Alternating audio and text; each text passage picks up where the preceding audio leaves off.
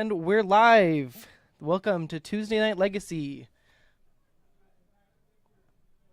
I'm in the booth with... Oh, sorry. Is this what's live on the screen? No. Oh, we're live right now. Okay. I'm just trying to... There. Hey, there we go. Okay, we're back. Sorry about that. I'm in the booth here with Zane. Hello. First time in here, correct? First time in here. Awesome. It's going to be a lot of fun. Oh, We yeah. got a fun match starting up. Oh, look, they're already excited to play. We got Death Shadow versus 8cast. Two of our home players here. Starting it off the round strong. Got a little high roll or odd or even there, I think. Got 6 from Okay. Eric. Okay, so what we're looking for in this round, some notable cards they wanted to mention in their decks. Jesse says he has 4 Street Wraiths in the deck. And Eric's also trying out Patchwork Automaton. Automaton, hell yeah. Which I've seen popping up a lot lately. You know, that ward's pretty good, and they're just dropping down a lot of zero-cost artifacts to pump it up fast anyway. Mm-hmm. But Eric's starting off with the Urza Saga. Looks like he's on the 8cast. And what's he going to follow it up with? Maybe an Emery. Can't really see his hand. Okay, Bobble. Okay. Oh, yeah, see, look, Idle. just dropping down. Opal. Oh, there we go. Oh. And we got the mana already. So good. Is it going to be the Emery? Oh, Ooh, the there's Automaton. Automaton that Oh, we're yeah, he talking had to about. get the metal work before it, so we couldn't get all the triggers. Yep, Right, makes right. sense. Into another Oh, legend and roll there's our trigger. Ooh, Ooh. that's a big boy. Yeah, he's just going off now. Mm-hmm. Oh, Oh, hands empty. Shadow. He's just hanging Oh. free. Hanging free. Boom. And now he's just going to... he's just going to look, see what a card is, see what he's playing. I can't see it. We'll see it in a second. Yeah, we will see All in a right. second. Ponder, it looks like, the full art one. Oh, very nice. You got a 3/3 Automaton with Ward 2 and with Threatening Shadow Spear on the field. So Yeah. Very powerful card for the 8cast player. Very good start. He's not going to be able... when you think about it, Death Shadow, what can they do to deal with that? They have Snuff Out. Can't target it because he doesn't have enough mana to deal with it anyway. Oh, true. He couldn't daze it early on, so he couldn't do that either. Nope. This is going to be like, if he can shield your Edict next turn on it, maybe? Oh, that's right. Yeah, they do have that card. Yeah, so I know... So just a forewarning, I'm mostly a modern player, so I'm not up to date with all the legacy decks. However, as I was talking to Andrew earlier, I do know Death Shadow a little bit, so I'm assuming it's mostly the same as the modern deck, I'm pretty sure, just with the better cards, right? You know, Force of Will, Ponder, all that good stuff. Yeah, they're still playing the Watery Graves, fetch lands, because they want to hurt their life total. Oh, yeah. From what it looks like in his hand right now, he's got a Murktide Regent, he's got a couple lands, Okay. he has a Daze, and I saw a Reanimate. Ooh, and another Patchwork. Another one. Very strong, already coming out. Like, this is looking real slim if he can just keep following up with more and more. Especially when he's going to be gaining life off of these Shadow Spears. Oh, go for the Daze. Is he going to pay for it? Because that makes it so he can still equip Shadow Spear even if he pays for the Daze, right? He didn't pay? Oh, he probably wants to create Oh, a the guy. construct, Yeah, the the construct's construct, probably right, better right. than just equipping right here, That's I think. true, that's true. Oh, yeah, Because that thing's going to be a 5/5, and then when he follows it up with activating it again the next turn, it'll be a 6. They'll both be 6/6s, and that's closing out the game so fast. That's true. Yeah, you're right. Dang, okay, Yep, there he goes. For the activation. And they don't play any, I'm assuming no dress down main board, right, from the Shadow player. I don't believe so. Okay. Typically, we'll see it in the side. Actually, some lists do play it in the main because, you know, making a 13/13 on your opponent's end step. Yeah, it's quite good. Specifically, like, if those who don't know, Death Shadow, it is a 13/13, but its base effect, its state-based action effects make it so it lowers from your life total. So if you remove that line of text, it's just a 13/13 vanilla. 13. How you gonna deal with It's it? a Phyrexian Dreadnought. Yeah, exactly. Very sick. Okay. Looks like the double construct before the search. Now he's gonna go search. Looks like the Jesse did crack his fetch in anticipation of a Pithing Needle. Yep, indeed. Smart play, because yeah. you know, if you don't, you can't respond to it at all. Nope. You got a little decoration on the field. That's all you get. Especially like in this right now, if he got him with that, that's just his closeout. Oh, like, yeah. there's no coming back from that. So he got the Aether Spell Bomb, which is very powerful. Just deals with any of the creatures that he wants to be playing, or any of the it's creature, right, for the Yes. blue spell. Yeah. So if he plays any blocker, nope, we're just gonna get sent right back to the hand and grows the construct. So now we got big boys coming in. Yep. Let's see. The Patchwork is a 4/4. The constructs are 1, 2, 3, 4, 5, 6. Yeah, they are hefty. So that's 10 damage right there, right? Oof. Oof. Yeah, he's at 13. I mean, shadow players love taking damage, Yeah. but I don't know about that much.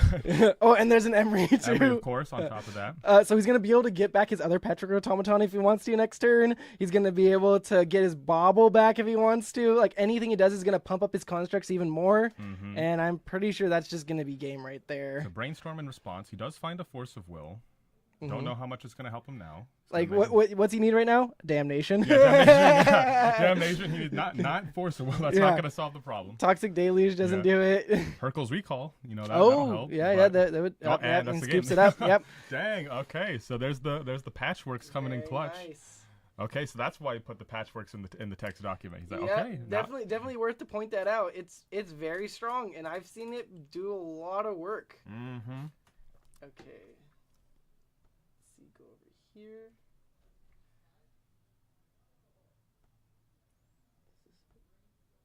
Just like that. So it looks like we got some sideboarding. Yeah. So in terms of sideboarding, what are we looking for here? So from the Death Shadow player, I'm assuming the dress downs, those are coming in if he has those in the sideboard. Oh yeah. Mm-hmm. From the 8-cast player, I'm not too familiar with their sideboard. So do you know what they would be bringing in for this matchup?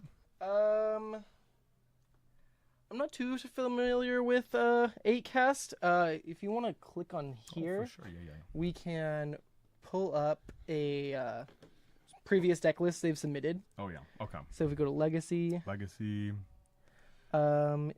would probably under Aggro. Okay. 8-cast, Eric. 8-cast, Perfect. Eric. So this probably won't have his automatons. Right. But we'll see. We'll have a good idea. Oh no, it does have automatons. This might be a current list of his. Okay, nice. So in the sideboards we have dismembered, engineer explosives. Oh, that'd be good. Oh yeah, engineered explosives is pretty good. Force negation, Layla. I don't think they play Murktides. So play Murktides and reanimates. Oh, okay. So if I don't know if he cares about them doing that though. Yeah, Soul Guide Lantern, that's probably coming in just as a nice tutor target. Yeah. But I think definitely the engineer explosive Soul Guide Lantern, maybe another spell bomb. Just to could also be a fluster because it's just cheap counter in the blue matchup. It's true. Yeah. Yeah. So definitely lots of options for both players here. But besides the dress downs, what else could Shadow be bringing in? Let's see. Yeah, we can look that up too. I'm assuming it's all yeah, it's just Death Shadow. It's probably a while ago, but we can compare lists. We can just take a look. Oh yeah, that just won't have all the cyclers in it, I don't think. Oh, that's right. Yeah. Oh, Hercule's Recall. Yeah, so that's in the sideboard. Yeah, Hercule's Recall will come in. Definitely. Powder Keg, that's an interesting one. Powder Keg, that's like the bomb effect. Right? Yeah. It's kind of like a ratchet bomb. Oh, right. It's like the first ratchet bomb, right? Yeah. He could be running. I'm not too familiar with the Shadow list, but what's it? Aether Flux.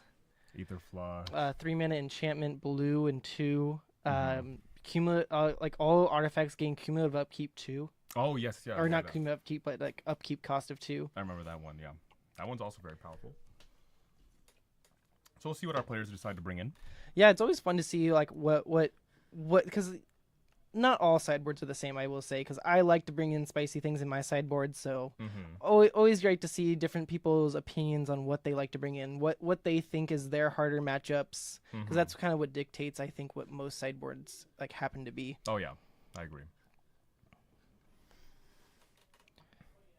Alrighty, so now Jesse's gonna get a turn to be on the play here. I don't think they took moles. I think they're starting their opening hand right now. So I see a Thoughtseize, I see a Watery Grave, I see a Force, I believe, on Jesse's side, Island, and don't know what that last card is he drew. Yeah, it's kind of hard to. It's hard at the single, especially with foils. Yeah. All right. So okay, Thoughtseize. There, nice. Okay, so we'll see the spread. Thoughtcast, Kappa Cannoneer, Emery, Force of Will, Lotus Petal. Ooh. Okay, so it looks like Eric's plan might have tried to be like a turn 1 Emery. Yeah. Because then you can just go back and play the Lotus Petal again. Oh, goes for the Emery. Yep. It's going to slow him down. Get that out of there, yeah. And what's that land? Is that the blue artifact land? Yeah, Seed of Synod. Yeah, Seed of Synod, yeah. And Mishra's Bauble also. Extra painful for Hercule's Recall when you have the artifact land. Yeah. Okay, nice. Yeah, he's just going to slow roll it, it looks like. Oh, another Thoughtseize drawn from Jesse. Oh, he might as well just snap that. Yeah, if he wants to. Yep. Another one. Boom. I assume he's gonna try to go for the Kappa Cannoneer. Yeah, that's his other payoff, right? Yeah, So, like that. Like again, it's just a bigger version of the automaton. yeah. And it has a bigger ward. Yeah, and unblockable because just for fun. God, that card's so scary. Yeah, he has to he's read looking it. at Yeah, it. you're gonna want to read that one, Jesse. I don't think you want him to have that one. It's like if he has no indirect removal, now is the best chance for him to probably get rid of it. Yeah. Because he's not going to be able to get through that force easily, I think. If he Yeah. wants to get rid of that, the Lotus Petal, slow him down even more. Yeah. Okay. Okay. He's just, yeah, okay. So maybe he has other answers in his hand that we didn't get to see because of the angle. Okay. Yeah, because if he does have an edict effect and a way to protect it through the force, then that's just lights out. Ooh, Chalice on one, and he has the counter back. Is the Force of Will backup? This is big right here. That okay, is a Swamp he's Cycler. Swamp Cycler. Yep. Wow, that's gonna hurt him a lot if he doesn't have an answer to that. But even if he does, he needs to fight through the force to get it. So we'll see what happens. If he has the Daze, it still doesn't do anything because of the force. He needs Daze force backup. He's got to figure out some way. If not, he can't play his. I mean, he could get a Murktide out. Right. He can't get out his. He can. Oh, he can't reanimate the troll now. Nope. I don't know if he's running animate deads though.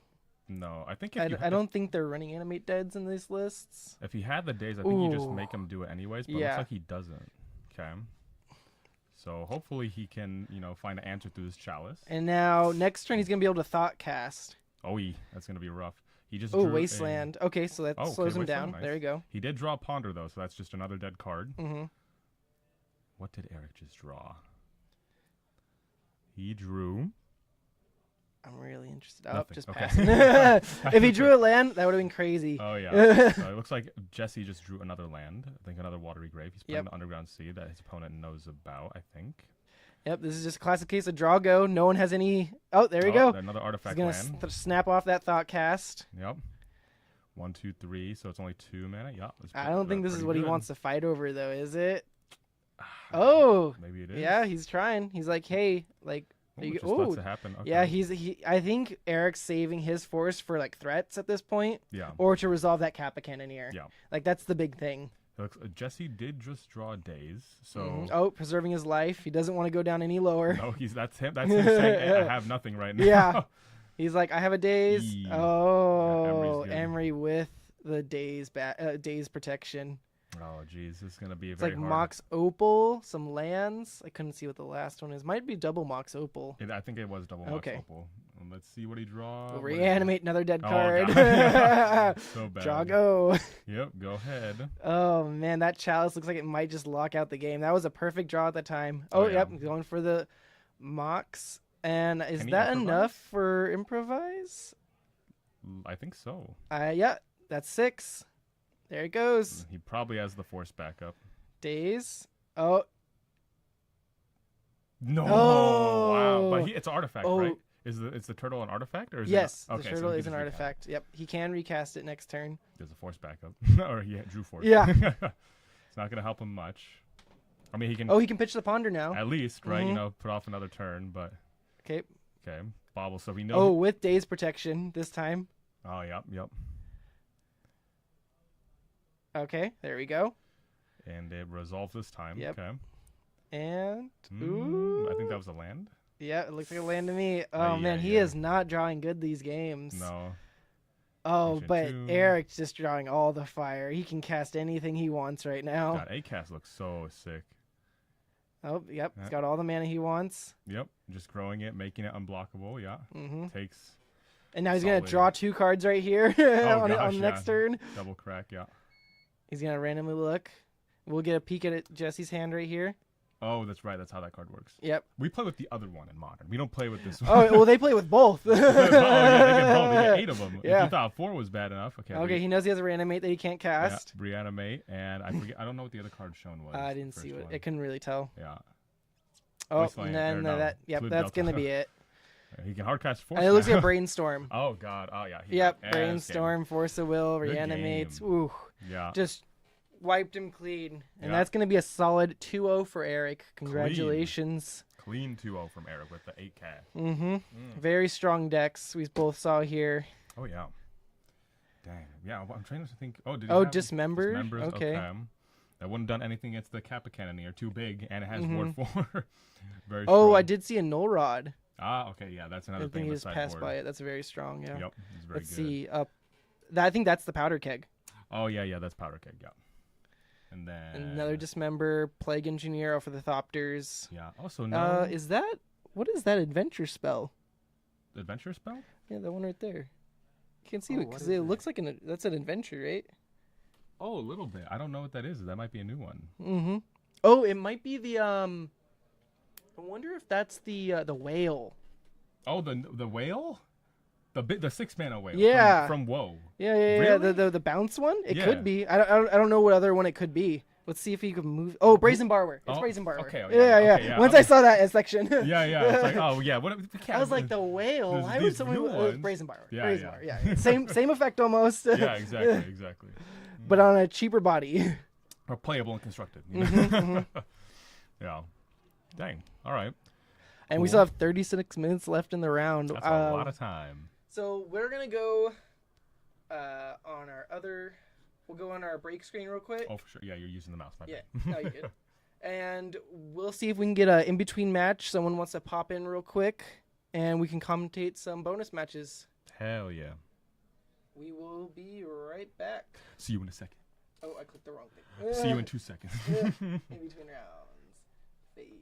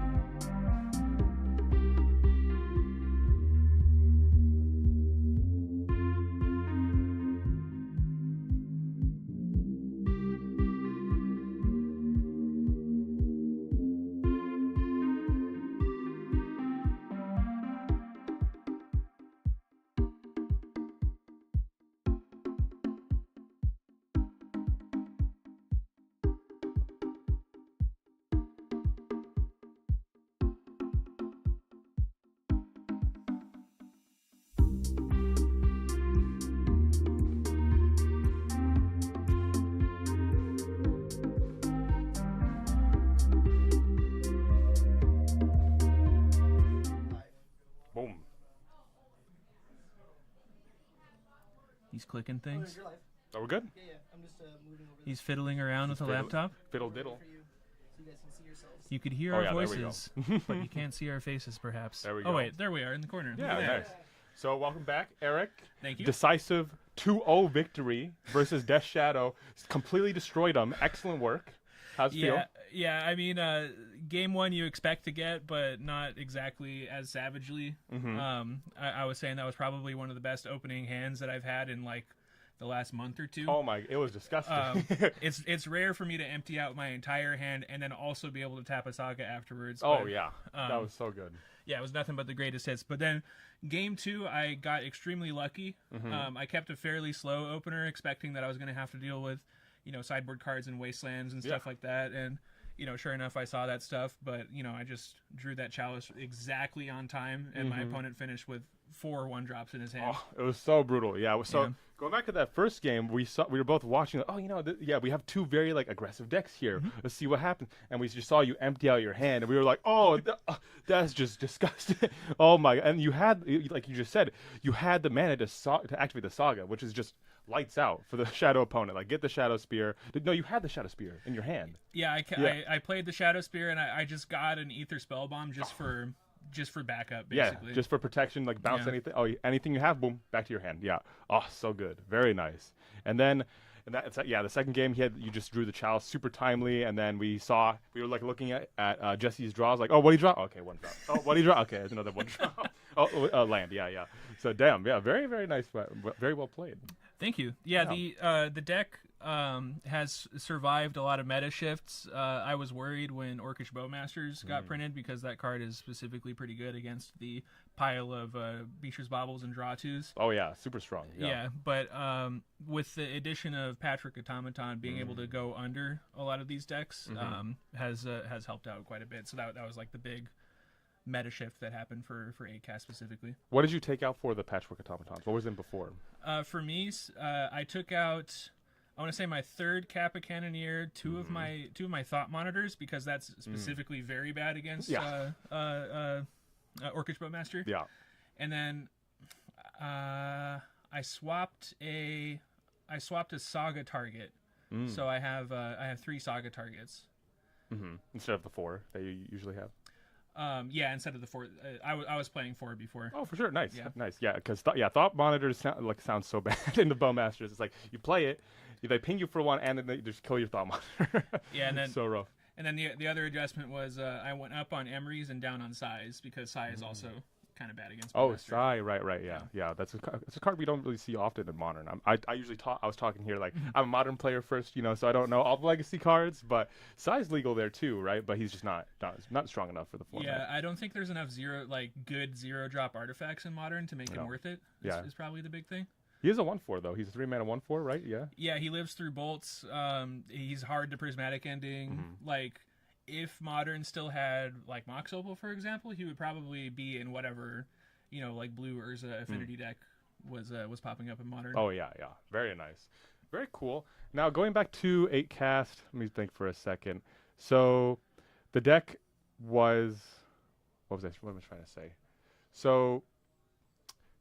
Oh, I just lost my train of thought. Oh my god, I'm so sad. Okay, whatever. No, but you did a very good job against that game. Is that usually a hard matchup for you, or is it like, how is that?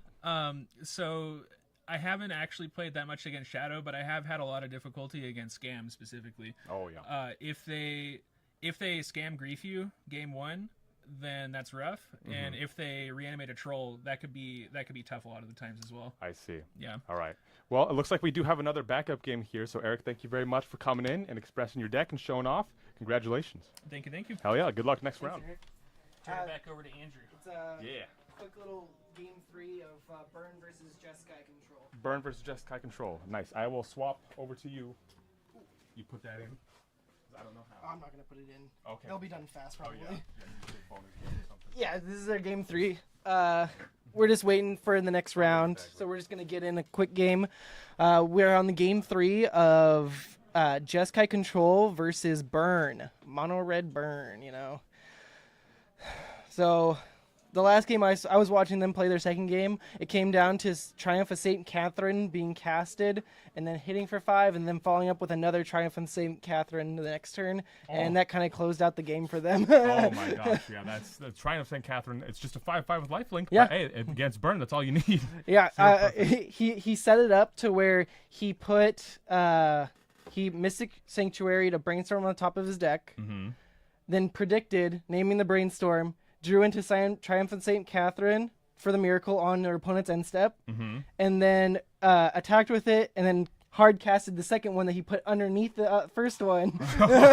So good. So yeah, I actually know both of these players. On the left, we have Jonathan on Burn. He's a resident Goblin player in Modern. On the right, I actually have my personal friend, Sonny. He's just a nice person I've known for a long time, and I draft with him a lot, and he is...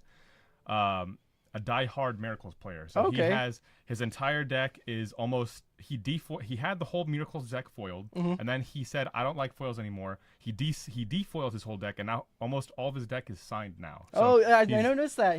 Yeah. I saw he had a counterbalance. I'm like, oh, I haven't seen that card in a while, but it makes sense if it's a Miracles deck. Yeah. So he's like he knows his deck is bad, but he plays it because he loves it. Oh So- yeah, no, and that's the important thing in Legacy. Even if you're like your deck's not meta, if you play it enough and you know it well enough, you'll still stomp house. Oh yeah. Yeah. And getting this new, just 2 mana Miracle 5/5 with Lifelink A is very good upgrade. Huge. Mhm. So we have an explosive start here. We have Swift Spear plus Bobble. Oh, I Swinging it haven't for seen 2. Bobble before in Burn. That's interesting. It's a great way of filtering through the deck. Yeah. So in his version, he's playing with the Dragon's Race Channeler. So it just clears up a lot of your dead draws off the top. Oh, which yeah, is yeah, very, yeah. very strong. I like that a lot. Yeah. And it's prowess trigger for your guy. Hey, there you go. Yeah, true. And it looks like a Ponder here from Sunny. I think I saw 2 lands on top and something else. Yeah, he doesn't like that. He'll shuffle away. He does have a Force in hand. I saw a Terminus as well. Oh yeah, I think he plays like 2 to 4 of those. Makes depending. sense. Yeah, I believe most blue-white lists are playing at least 2. Mm-hmm. Very nice.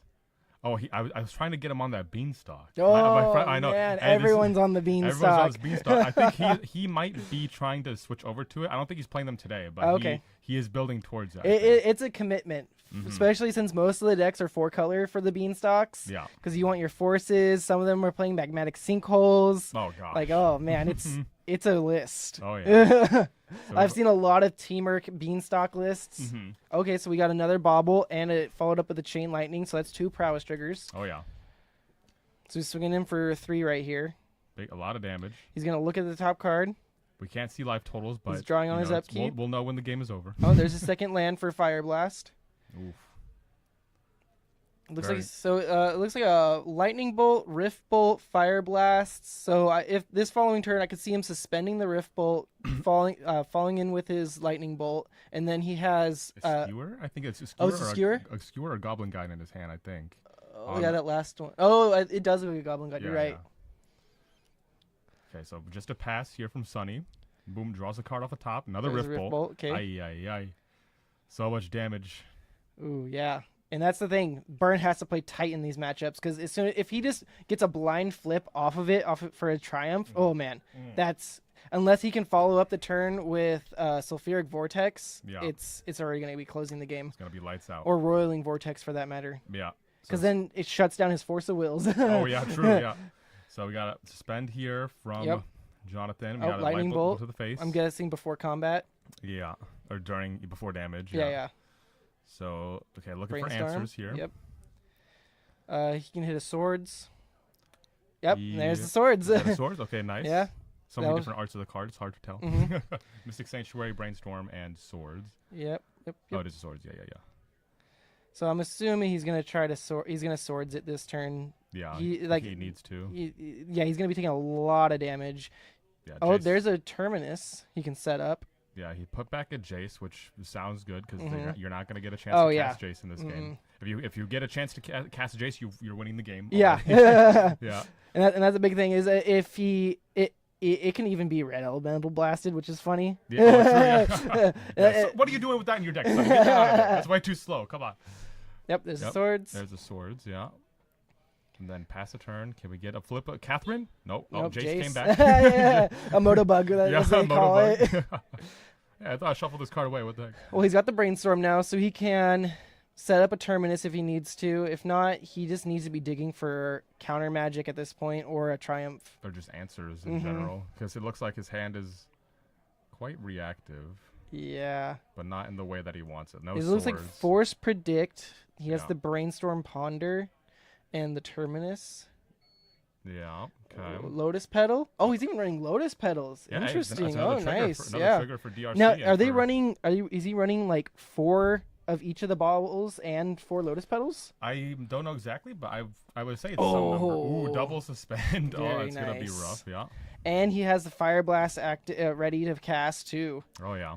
Now I can I'm assuming this is lethal. if Yeah, all this yeah, resolves, it's probably lights out for Sunny. So he now needs the big play right here is he has to be able he needs to figure out like it's unfortunately we can't see life totals, and I haven't been mathing for it. No, I know he needs to count to 20. Yeah. But if he fires that Force of Will off too soon, that Fire Blast is just going to eat him. I think he needs to save it. I'm going to assume these 2 bolts are lethal or close to it. Yes. It's like it's going to put him at like 2 or he's dead. Yeah, because he swung in for I think 5 total with just the Swift Spear. And then he got bolted. And then got bolted. So it's 3, 6, 7, 8, 9, 10, 11. 5 to 11. So 11, and then this is going to be 6 2, more. Oh, yeah. Plus 2 fetches. So he's yeah. He could be at 8, maybe lower. Yeah. So not in a good spot. Yeah. These could definitely bring him into Fire Blast range for sure. Going for an end step brainstorm. He's checking for Triumph. Nope. No, sword. I saw was that a Spell Pierce? I think that was. Oh, yeah. Oh, it is a spell Spell pierce. Pierce. Okay, that's actually gonna help. Yep. It's actually something he was looking for. It's funny because if he puts back the lands because did he play? Yeah, he already played a land for a turn, I believe. Or did he? No, was that last I turn? think this is at either. I think this is at his end step. Oh, okay. I think he was trying to miracle into yeah. St. Catherine. Oh, predicting himself. Yep. Yep. Gonna flip the land he doesn't want, get the Tundra and one other. Yeah. So now Blind his Rip. turn. Oh, yeah, he's praying. He saw it. Okay, not that time. Looked like a portent. Yeah, portent. I think he needs to get a rip on his opponent's turn so he can attack with it right away. Yes, but and he's gonna have to force the Fire Blast if he threatens it, but he's gonna be able to threaten that at any point. Oh yeah.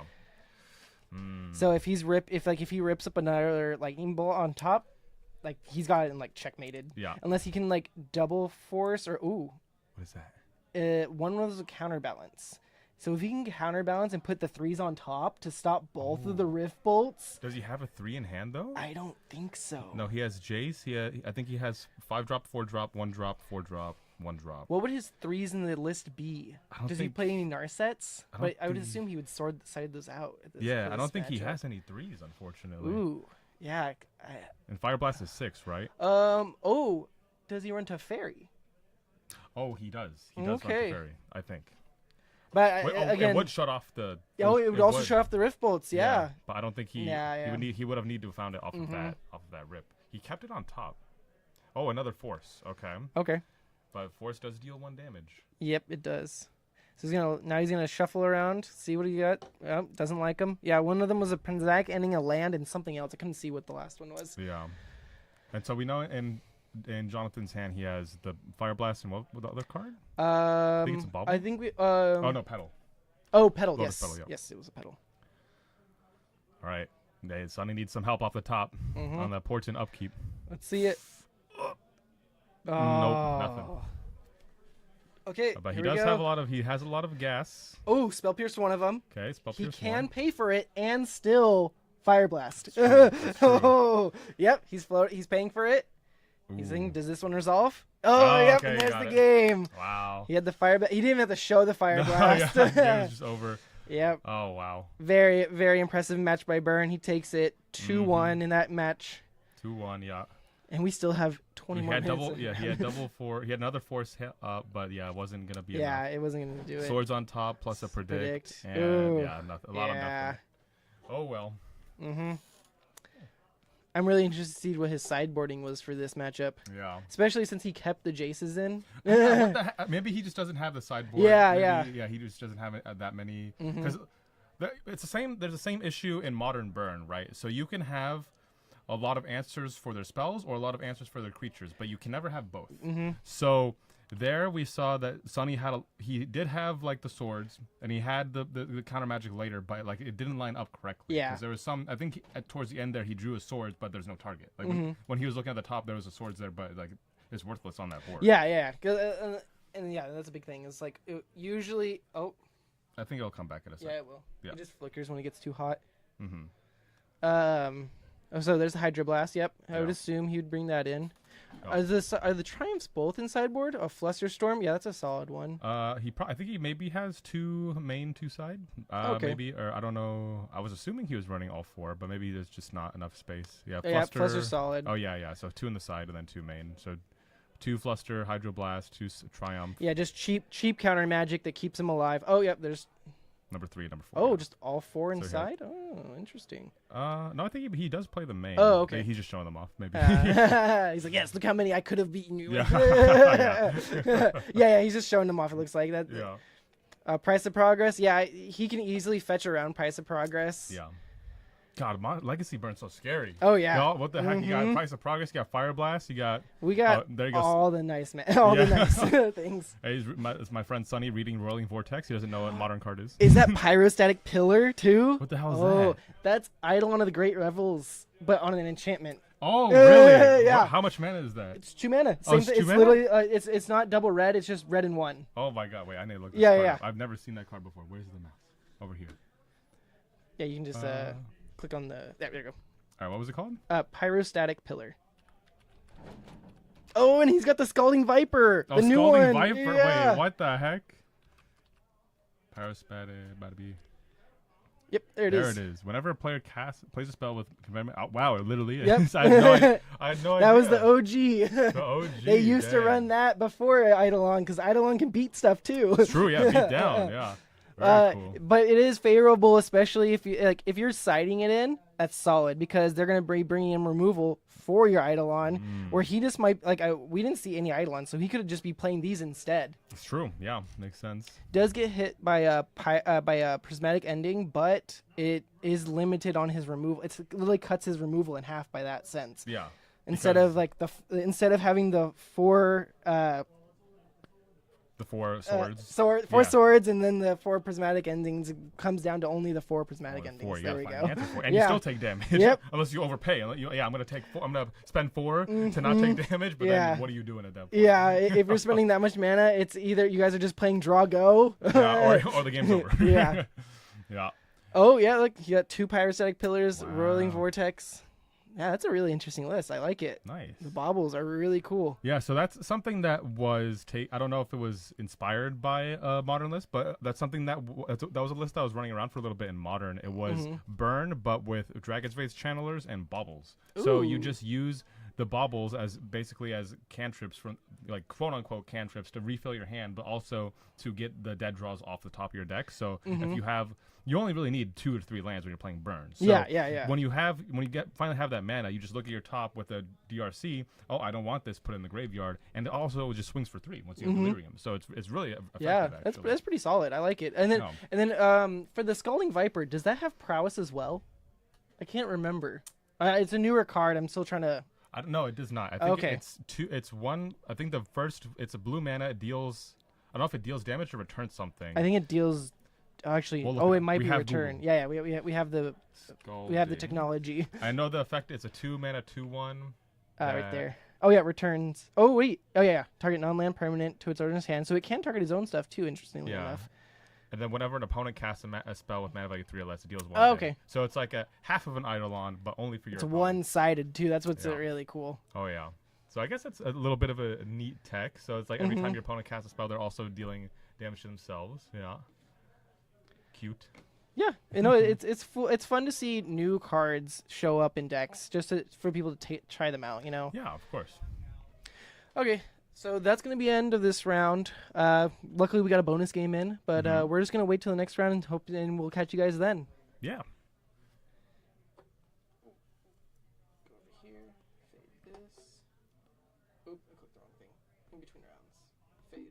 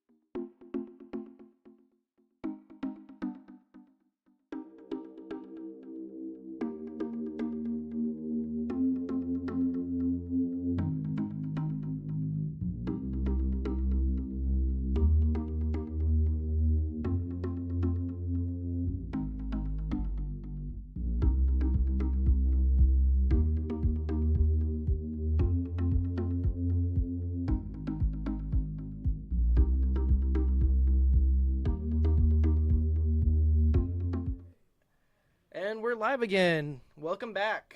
Hello, hello. Welcome back. So, luckily, we got our second round coming along. It's going to be a lot of fun, real fast round probably. We have Goblins versus Burn. Ooh. We are just speeding through these games today. We're not. We're wasting no time. This is Legacy, baby. We're going boom, boom, boom. Games are over like that. So let's see. We got on the left here. We got Jonathan again. Back at it again with Burn, and then on the right we have Eugene. Yep. Yes. He is our host, our main guy. The main man with the main plan. He's the one that has the whole game set up for us here, and thanks to him, we are live. And while we're waiting for them to get everything set up and me set up this thing, we just want to thank you for our sponsor, Spellhold. And thanks to them over at Collector Legion, Spellhold, you can find your singles that you want. Oh, okay, so I need to interrupt this real quick. This is Eugene's sticker deck. Because he's playing the sticker goblin. Oh, shoot. Oh, I heard about this earlier today. He's playing the Turbo Muxus version of this list. Oh, my God. This is silly. So, yep, he just chose his 3 stickers to go for his sticker deck.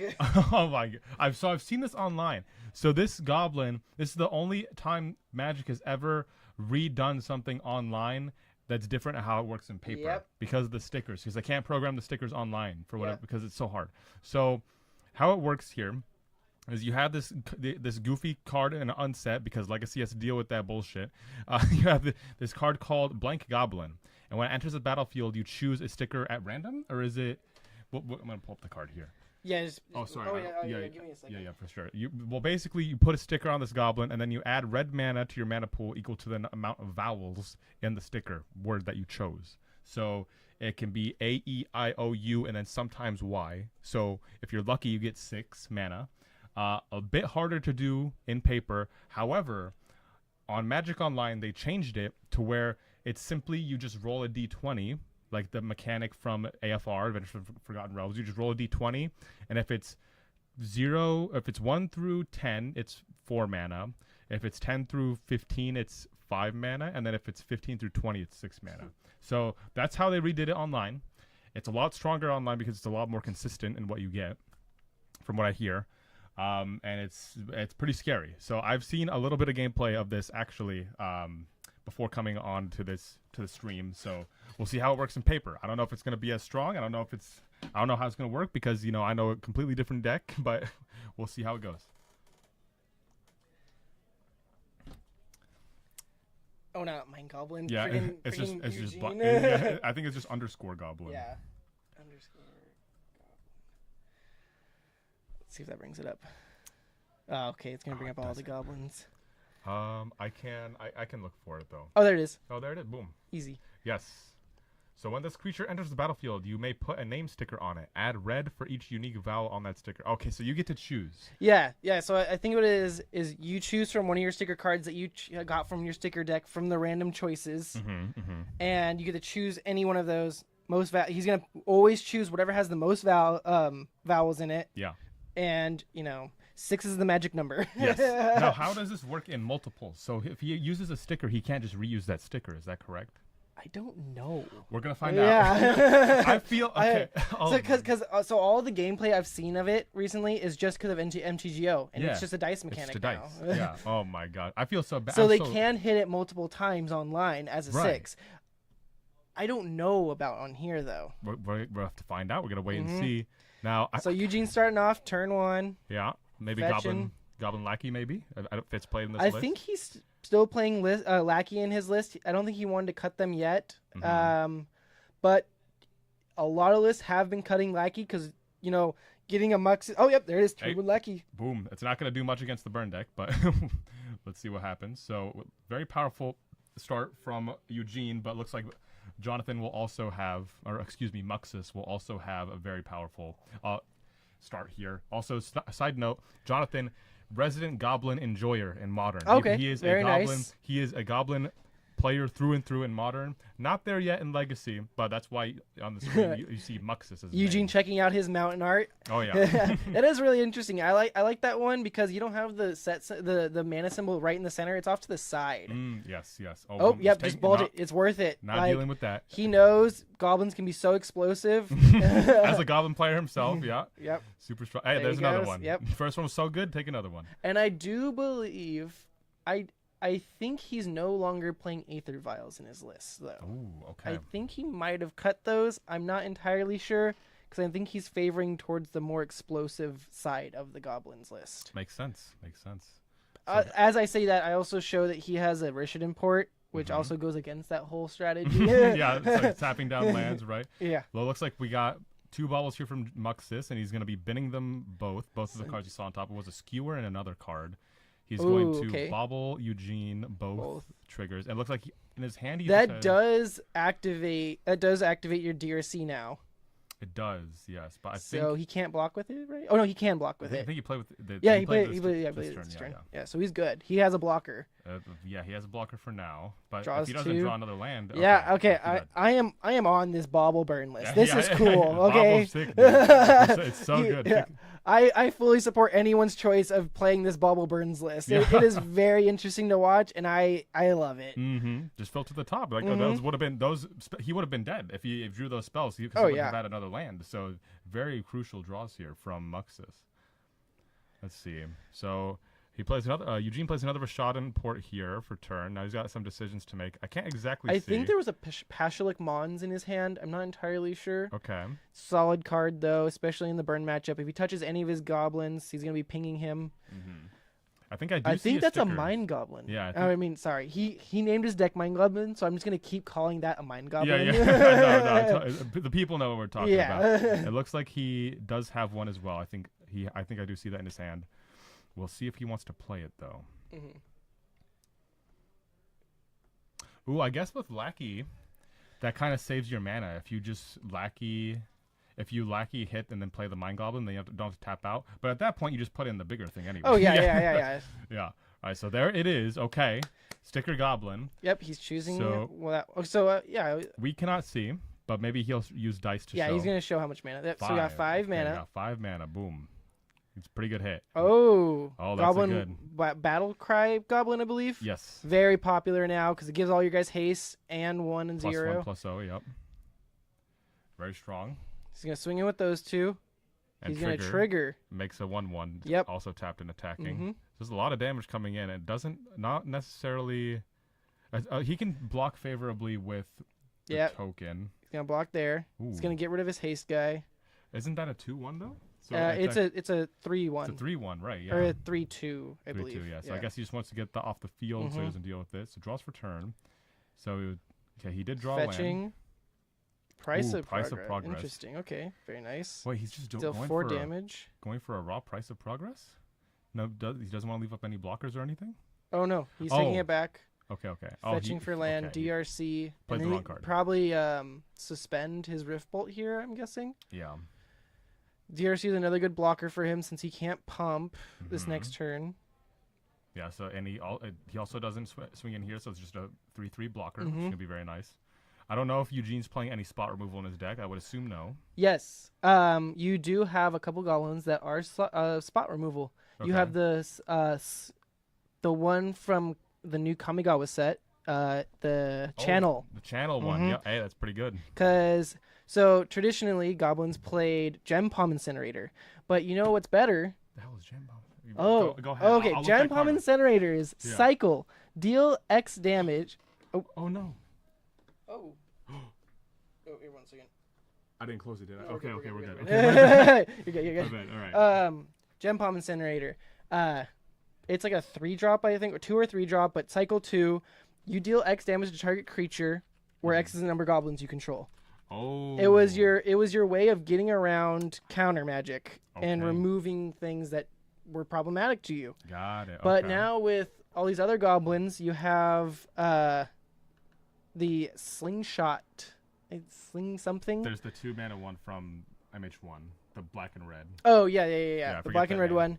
Flash The Kamigawa one though is just channel, deal 2 damage to anything. Right. So you don't, it's just like it gets around any counter. Yeah, magic. and you don't have to worry about having goblins in play, so Yep. you don't have to worry about them removing it in response. Oh, he's crashing Ooh. in with double lackey, got Mind Goblin and a token.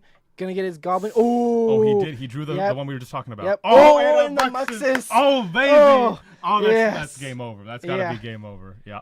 Okay, takes out that. Okay. Three. Oh, there's it the is. there's the other removal. Oh my god, that was And the so lackey. bad though. Oh, it was. That was a He's gonna bad get a hit. free 2 damage off of this though. Yeah. And with 10 life, he's kind of set. chilling. Yeah, it looks like he might be able to close this next turn.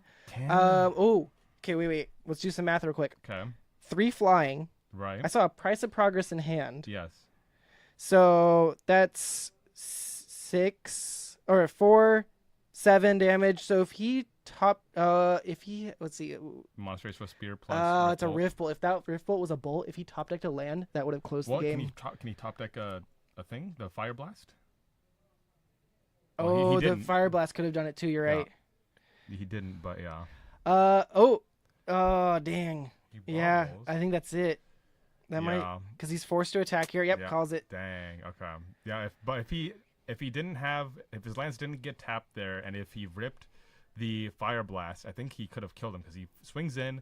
Does a price of progress for 4, so it's 7, and Fire Blast for Yeah, another 4. Fire Blast could have done it So too. Yep. I would have done it, but Very nice. hey, Rashad and Port coming in clutch. Big hit there from even if he hit like 4 lands and 2 goblins, but still that was enough to close out the game there. Dang.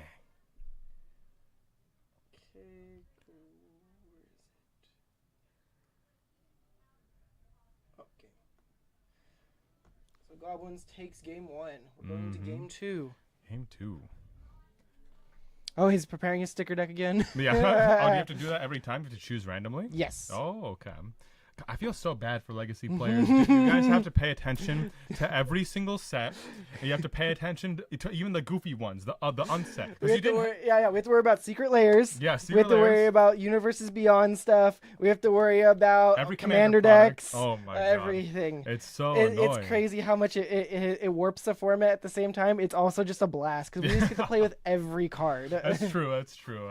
But before you didn't have to worry about the unsets because it was all non-legal. But now with the newest one, it's like, yeah, some of them are It's legal. like, hey, because at one point when it first came out, I was playing a bug attractions deck, and I will say it was funny to watch people get so like worried. No, they weren't worried, even tilted. okay. They were worried because I would be like, I played the 2-drop.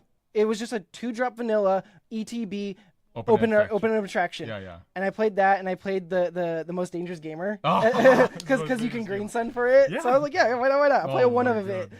And people were so worried about like the attractions that they brought in artifact removal. But the thing is, it was just a side thing for my deck because I just wanted to play it for fun. And they would be so focused on that I would just be crushing them with Tarmogoyfs and other things. Yeah, they're so focused on the attractions. Like, yeah, that they go don't ahead. notice. Like, melt down my attractions. Yeah, sure. I just played a vanilla 1/1. Yeah, my attractions gave me a 1/1 robot token and a treasure token. Okay. Like, I randomly got to draw an extra card. Some of my favorite ones were returning cards from my graveyard just randomly. Yeah. There was one that you reanimate a creature. You basically get to do a Goryo's Vengeance, but for any creature. Oh, that's right. So, like, bringing back a Tarmogoyf for a turn, swinging in for 6 with haste. Well, Right, it's like, pretty come good. on. Just free like, value. sure, like, sorry, it's gone for the rest of the game, but, like, how else am I going to be getting it back anyway? Right, exactly. Yeah, it's just we take those. It's so free. Or like Baleful, like getting extra draws off of Baleful Strike, so this is the free triggers. It's crazy. It's so good. But that kind of phased out, right? It was more of just a. It was just a fun fad. fun. Yeah. Yeah, Like okay, for sure. I always like playing the new spice when Yeah. it comes out sometimes. So like when Mind's Desire got unbanned, I went back to High yeah. Tide for a bit.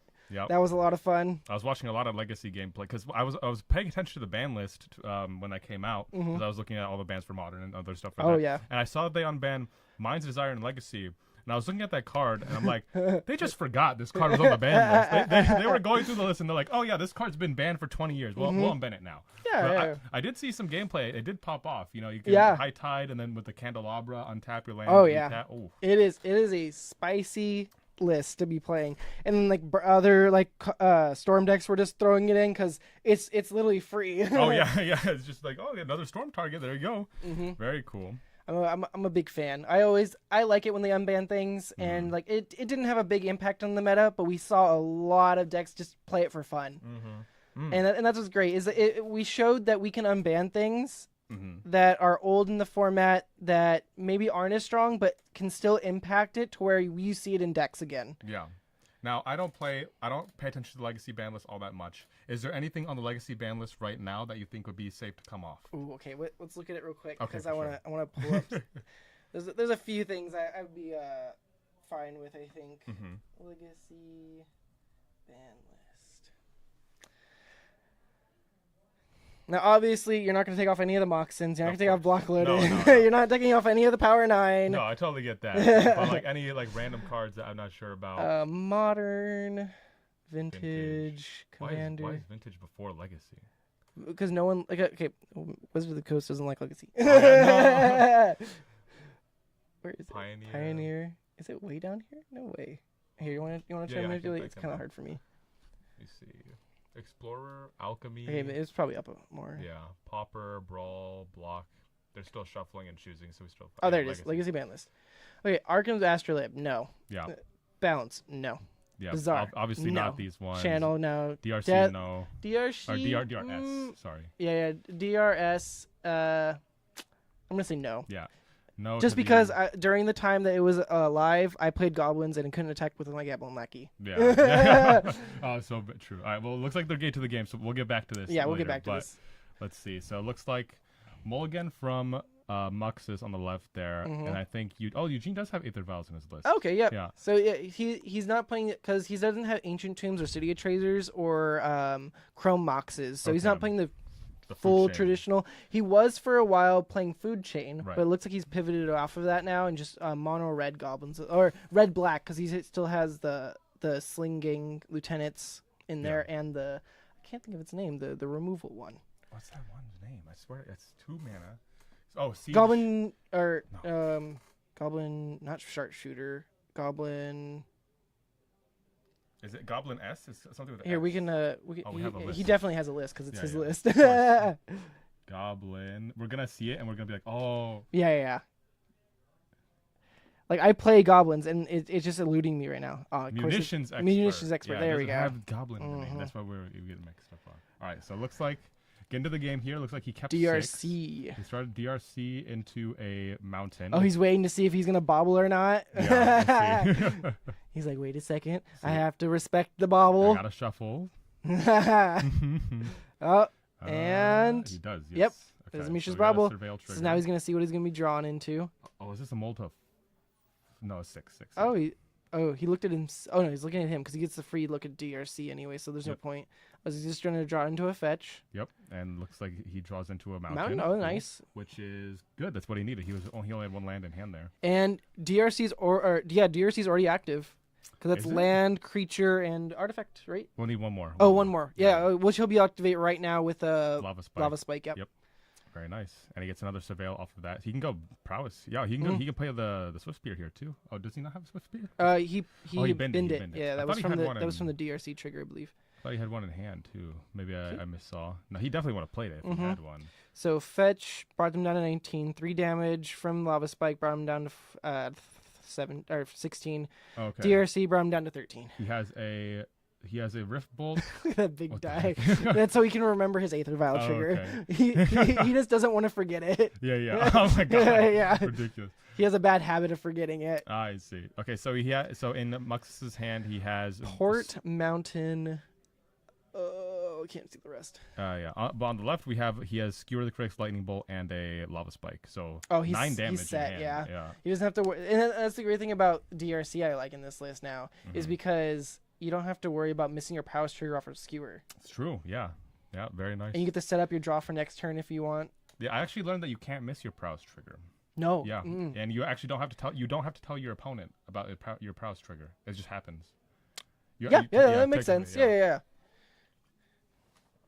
I learned that in a tournament where I saw 2 players playing. One player asked, "How big is your prowess creatures?" And the opponent said nothing. Like, nope. I don't have to answer. It's you're on you to keep track of it. Mm-hmm. So okay, we got a port here, which will slow down Muxus there for a little bit.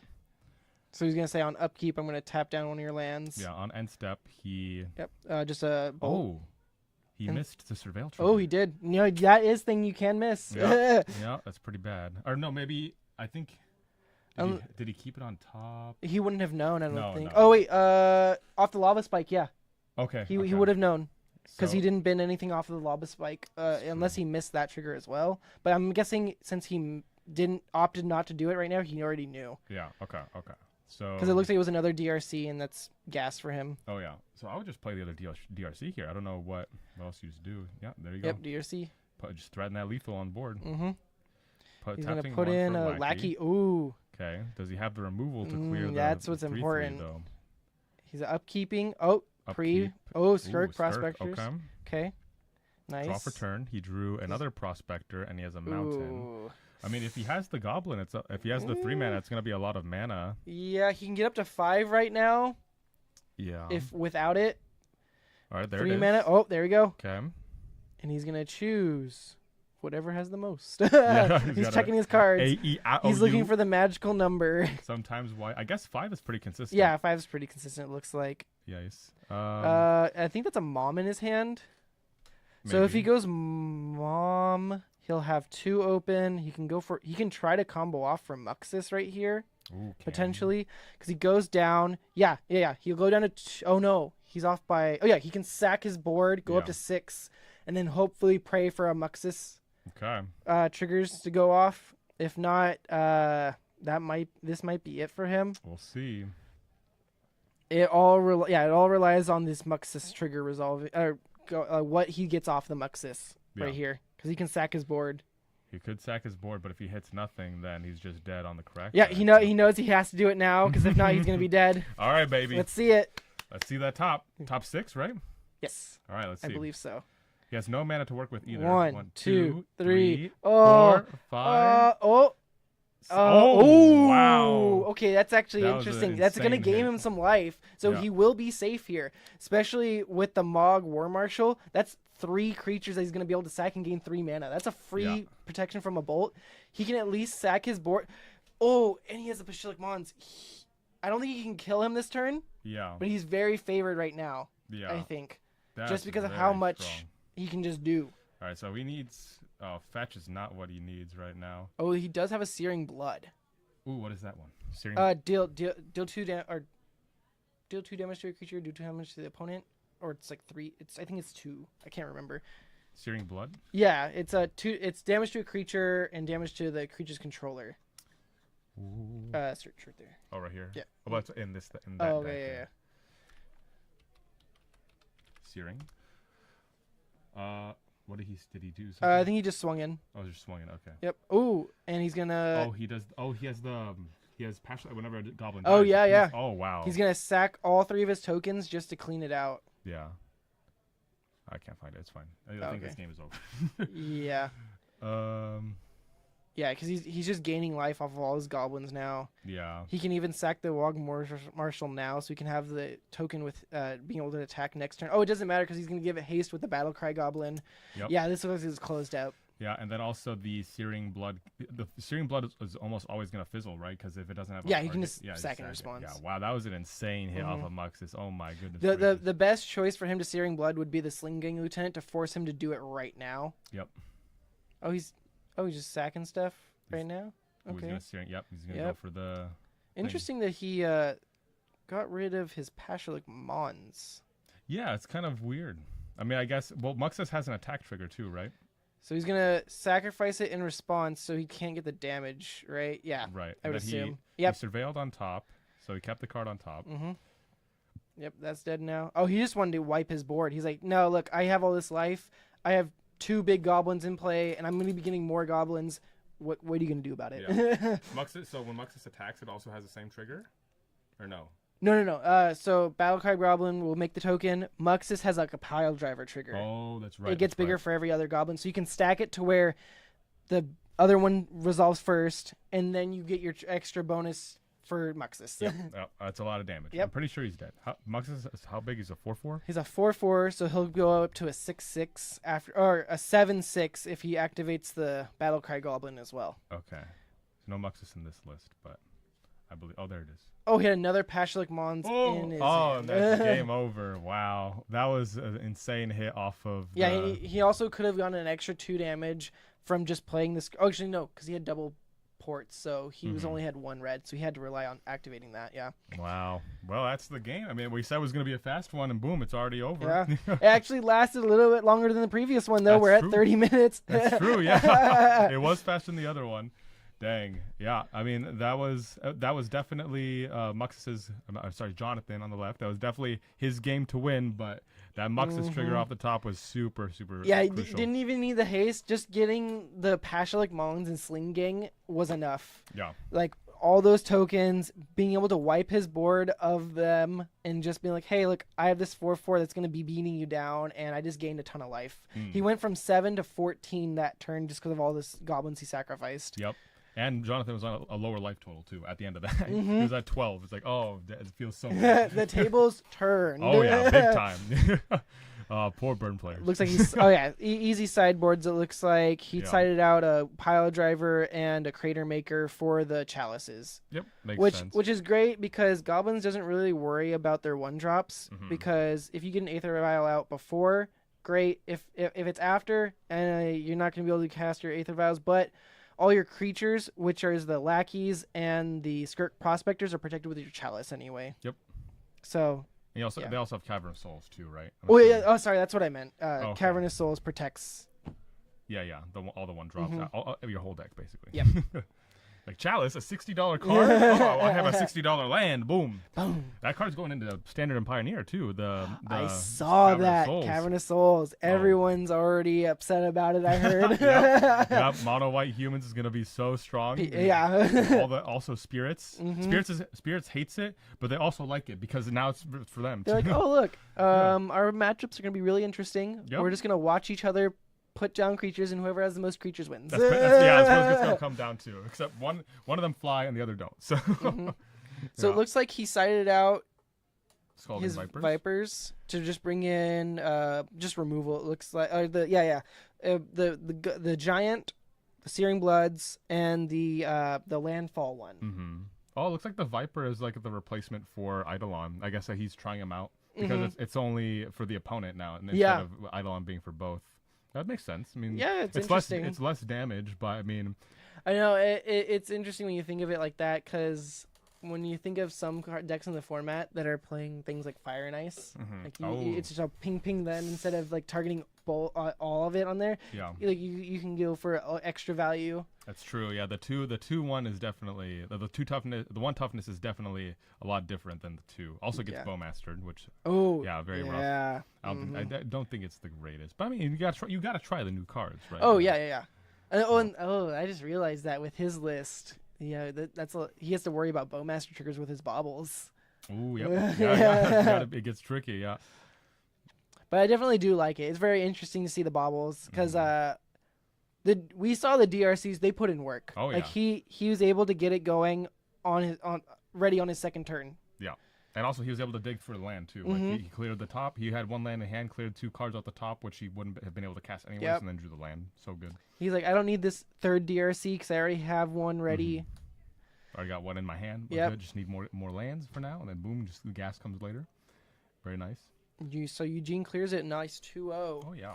So we'll see if we can get another match on there. Hell yeah. Be right back. Between rounds. So we'll be back in a bit. We'll see if we can find someone to come on camera. If not, then we're just gonna be waiting till the next round. Yeah.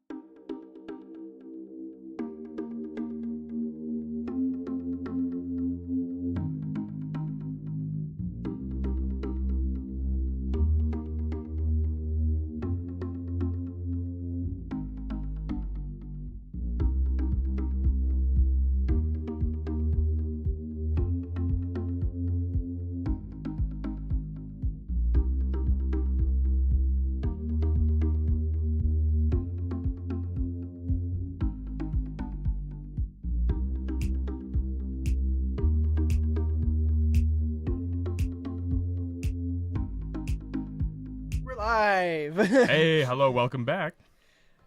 Okay, so we got a good matchup here. We got some 2 resident players. We're gonna have a Maxwell versus Bryson match. We got Stryphopile and 4-color Delver, but no Delver. Instead, Questing Druid. Ooh, we got the Woe rare coming in hot. Questing Druid. For those of you who don't know, Questing Druid is a 2-mana 1/1. Whenever you cast a red, blue, black, or white spell, it gets a +1/+1 counter. But it has an adventure for 1 in a red instant. It's exile the top 2 cards of your library. You may play those cards this turn. It's not until your next turn, so you have to play those cards this turn. But usually it's instant speed, so you can do it at your opponent's end step. Can you explain to me, Andrew, what is Stryphopile? I have no idea what that is. So Stryphopile is based off the MTGO player Strypho. Okay. And he just has some wild brews, and they are very impressive. He's a very well-known player in the Legacy community, and it's just Stryphopile. Okay. 4-color, and it moves around so much just because of the meta that you can't always predict what he's going to be playing in it. Okay, cool. Also, I think that's Max on the left. I think he's wearing the 3-color. He's wearing the striped shirt. You're right. Yeah. I mixed that up. All good. But just seeing some very passive turns here from our players. Just Lango. Yeah, but kind of predictable in this matchup, I believe. Oh yeah, we're gonna strap in, boys and girls. This is gonna be a long one because it's not gonna be like Burn. It's not gonna be like Goblins. It's gonna be 4-color players looking at their dual lands. That's what it's all about.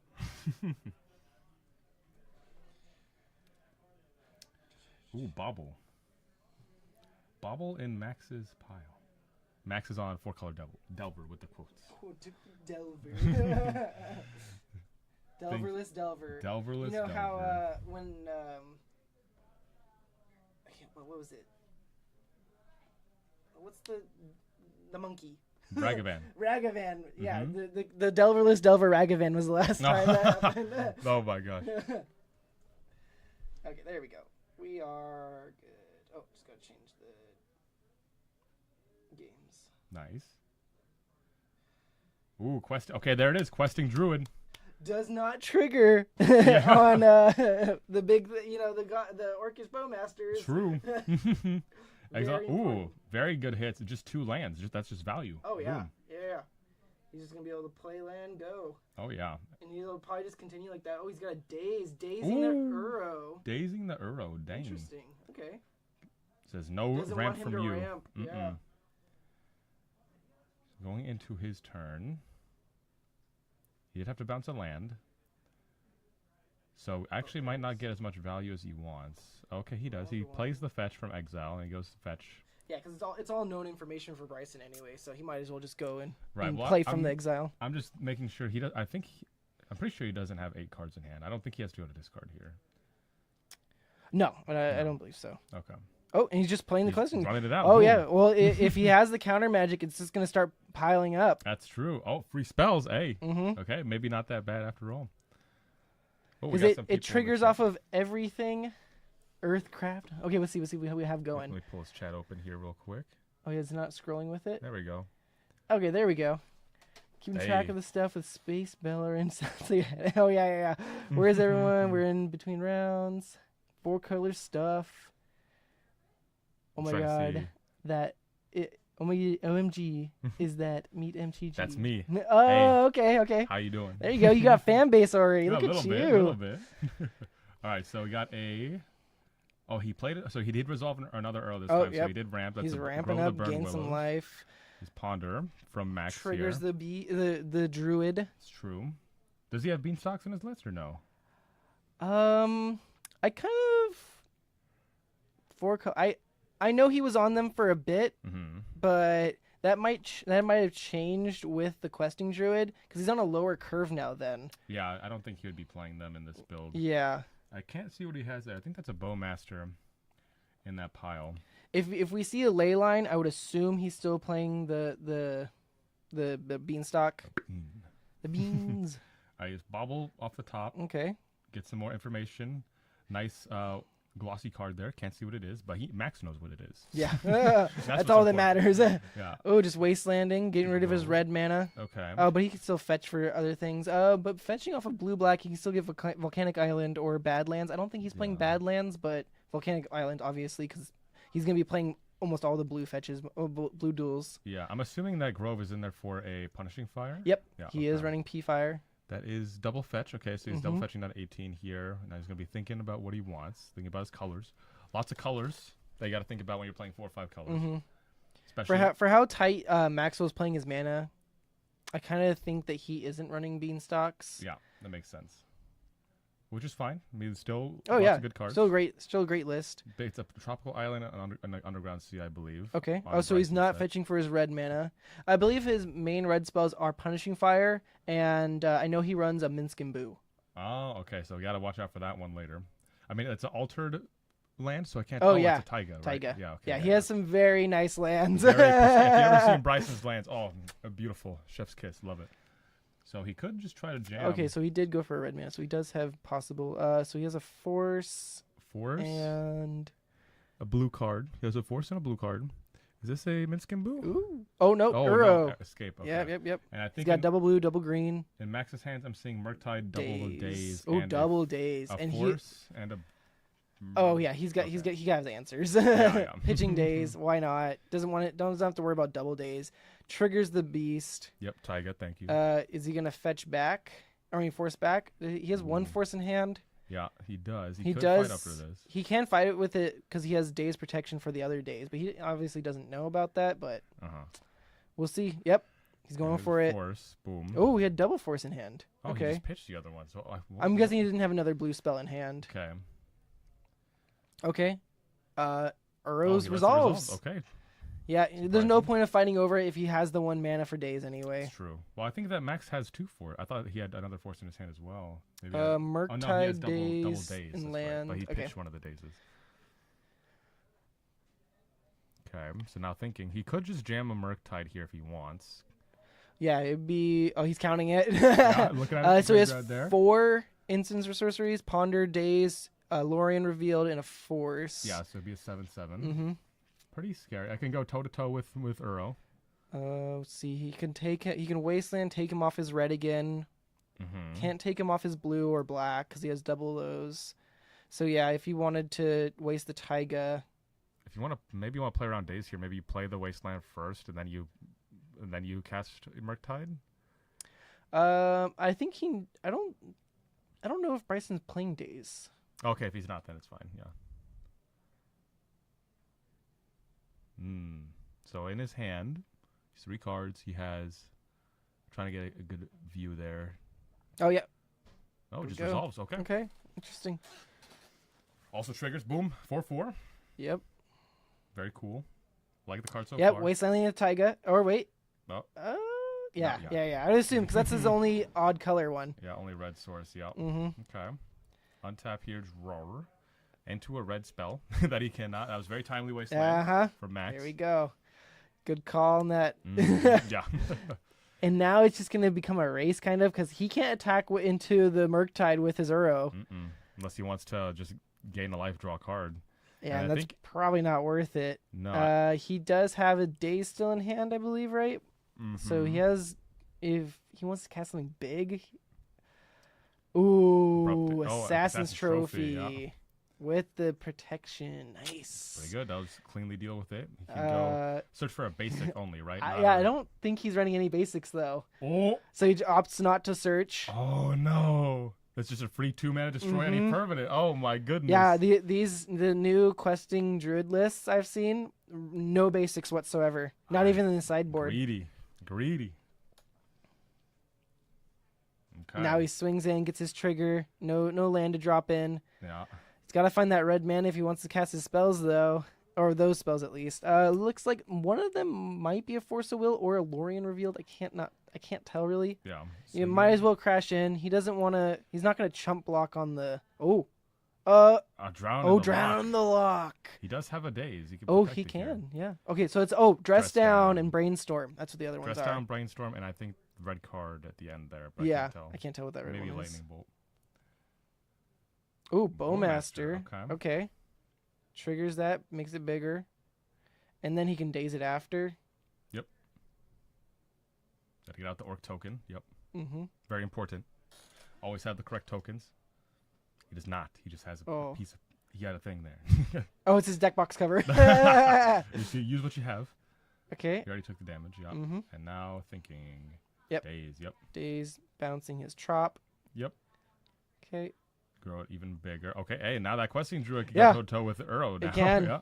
If he wants to block, he can block. Mm-hmm. But honestly, he can just keep crashing in. Yeah, it's true. It's going to be a lot of damage. They're just going to be going back and forth right now, especially since he has chump blockers off. He's going to be able to chump with the orc token every turn because of the Uro trigger. That's true. Yeah, so he actually needs to deal So with he the kind of Bowmaster stonewalled here. right here. Yeah. I think he drew another Assassin's Trophy? Maybe? I couldn't see. On Yeah, Bryson's side. it's that questing druid's definitely putting in work and showing its worth in Legacy. Oh, the Okay, dress down. Yeah. Okay. Oh, because now he can brainstorm without the Bowmaster. Oh, yep, very true. So he's gonna trigger, draw. Now he can brainstorm without damage. Yep, it's And very he good. drew another brainstorm off of the dress down. Nice.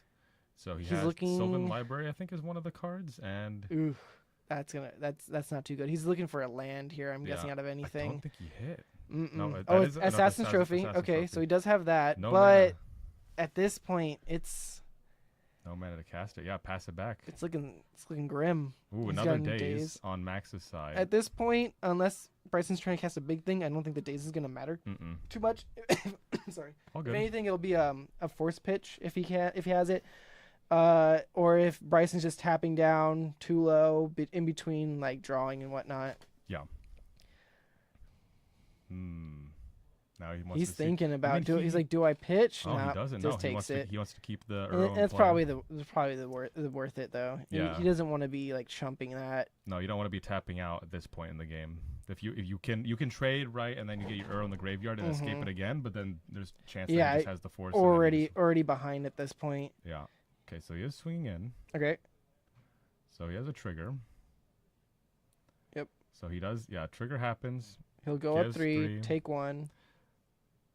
Oh, where did he point the ping? Did he point the ping at? Oh, he pointed the ping at Uro.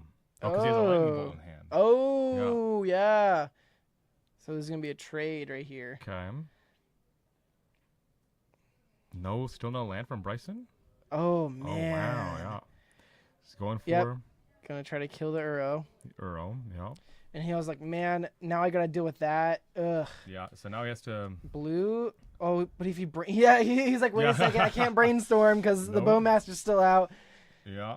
Oh, wow. So, like, he's going to die to the Druid at this point. he does have the Assassin's But Trophy. the Orcish Bowmaster's holding him back of digging for other things. So It's true. it's if he kills the Druid, he's gonna be locked out of the Bowmaster for a bit. Mm-hmm. But he dies to the Druid. Yeah, exactly. So it's like, pick your poison. So now he's gonna figure out what he wants to kill right now. I think you just have to take out the Druid. Yeah, I think or I maybe- think it's the Druid. But if you take out Bowmasters, then it unlocks his hand. So Mhm. okay, so yeah, he does take out the 7 damage. Yep, it's worth it. Makes sense. And then he takes the 1 from Bowmasters, and Max just passes it back. So now he can't. Ponder. Ugh. Yeah, I mean now. He's only gonna be taking 1 at least compared to a Brainstorm. Yeah, he could It's find. the better than land. nothing. Yeah, but he's digging for a land here. He still can't find one. I think that's one. Not a fetch land though. I don't think. He's keeping it. Yeah. Draws. Oh, Oh, his own Bowmaster. Oh, The okay. best answer to Bowmaster is a Another Bowmaster. one. There you go. And he has Days Protection. Yep. Let's see what. Brazen he drew. Borrower. Not Yeah, gonna do it. you don't want to be bouncing No, that. not at all. No. Boom. Yep. There you It's go. already there, yep. Now he has his own. Oh, it's Mhm. crazy how the game swings from another Bowmaster. Oh, yeah. He tapped out for a Brainstorm. Did he daze here? I feel like he I think dazes you here, have to. You right? have to just use days while you can, right? And he can hard cast it for yeah. Why not? Yeah. Boom. It's not gonna get any better at this point. Yeah, like that's his best. Like Bryson's on 4 lands, you're on 3. You don't want to be bouncing Ooh. it. You can hard cast it. You might as well. So bolt off the top from Max. Okay, so that's gonna deal with his Orcish. Yeah, but not he only has a bolt and a brazen borrower. He swings in with his. Interesting. Okay. Might just trying to whittle down some damage. Yeah. And I think Bryson's going to start pulling ahead here because of that. He got another Uro in hand. Yep. So now he's Oh, escaping he's just going to escape. that one. Yeah, okay. Makes sense. So he just got the days out of his hand, so he figures, okay, now's the time to go for it. Just tap out for it. Yep. Could be like, hey, yep, just resolves. Oh, he got the P-Fire, but no red mana still. Oh, yeah. All these red cards, but nothing to cast. Does he Brazen Borrower the Uro now? Oh, he's gonna make him go to discard. Nope, he has 6 in hand. He's good. Yeah. But yeah, might as well get rid of the big guy. Put your guy in a way. Let's see what Max draws. Another. Is that a Brazen Borrower? I think it's another Brazen Borrower. Okay. I mean, it helps, but not by much. Yeah, it's definitely that Assassin's Trophy on the Questing Druid definitely just slowed him down, and the grindiness of Bryson's deck is just keeping him alive. Just the Uro triggers alone are huge. Oh yeah. Ooh, and there's the red mana. Okay. Oh yeah. Hand is unlocked now. Mm-hmm. I'm pretty sure it's just lights out for Max at this point. He has Yeah, essentially 2 cards, and he only has 2 cards. Oh, and then it's gonna be. I think that's yeah. So he's gonna And bolt the. Oh, yep. In response. Yep. Yep. Worth it. Because it puts it on the stack. Yeah. You have to wait. Boo. There you go. Yep. Only Planeswalker with a trigger Mm-hmm. that you can respond to before you get any value off of it, which makes sense. It's huge. Yeah. Yeah. Very smart design choice from Wizards there. Yeah. That was definitely intentional. Imagine if it just said enters with a boo token. Oh. It's so man. much better than it is. And draw. What was that? I think is that a Murktide? Maybe, but I don't even think It's that's either enough. a Murktide or a Lorian revealed. I couldn't tell. If it's Lorien reveal, it's so bad. Yeah. Murktide's is better out. Oh, but it's just oh man, he's gonna be pinged here. Oh, there's a Murktide. There's a Murktide. What else? Okay, is on top? well, if he Murktide's keeps a low. Murktide, he has a blocker. Yeah. But Bryson has a grip of cards. I'm pretty sure he has the other Assassin's Trophy. Mhm. He has a punish, like all his red mana's unlocked now. So pretty sure it's just lights out for Yeah. Max here. And he knows that Assassin's Trophy doesn't get him any lands, so That's so he's bad. just firing it off. He could even be using it as like just a wasteland if he wanted to. Yeah. Oh, yep, there's the Murktide. He's gonna go for max value, I'm guessing. Yep. Yep. And I'm sure Bryson's here is just gonna show him Mm-hmm. the Assassin's Trophy. Be like, Yeah. I deal with that too. Brainstorm. Oh, another Minskin Minskin Boo too. Oh. Salt in the wound. That's 2 Uros because he bounced the 1 in hand. Yep. Minskin Boo. So 3 mana, 4 mana, Minskin Boo. Yep. Interesting. Okay. He's gonna plus it. There it goes. But what's he gonna do? Is he just gonna deal with this Murktide? He's gonna just let it stay? I feel like Interesting. I mean, he has the other Minskin Boo in hand, right? So if Max wants to swing at the Minskin Boo, it's fine. And then he just plays the other one and makes the hamster a 7/7. And then yeah, but Bryson knows he can't die this turn. Right. So I think he's fine. But that's definitely lethal next turn. Yeah. Yep, going for the He Mins. does have the Brazen Borrower, so it's. Yeah, it does slow down the. So he can play the Minskin Boo and just bounce the Boo token in Oh. response. He ignored the. Just went for Yeah. face. Went for face. Okay. Oh, 'cause Yeah, he he's has the going. Brazen Yeah, Borrower. he's going for the. Oh, I don't know. Playing to his outs here. Yeah. But I thought he still has an Assassin's Trophy at the end there, right, in his hand. Ooh, it's a Dak Faden also. Oh, Dak yeah. No, I remember seeing that in the list because the Dak Faden with the Bowmaster is so gross. Oh god. Oh yeah. You draw 2. I'll ping your stuff. Yeah. Like, oh, you're hellbent. Well. Yeah. Draw 2, discard 2. There Yeah. you go. And also make a mass too. Yeah. Mhm. And ping you. Yeah. Yep. Pretty good.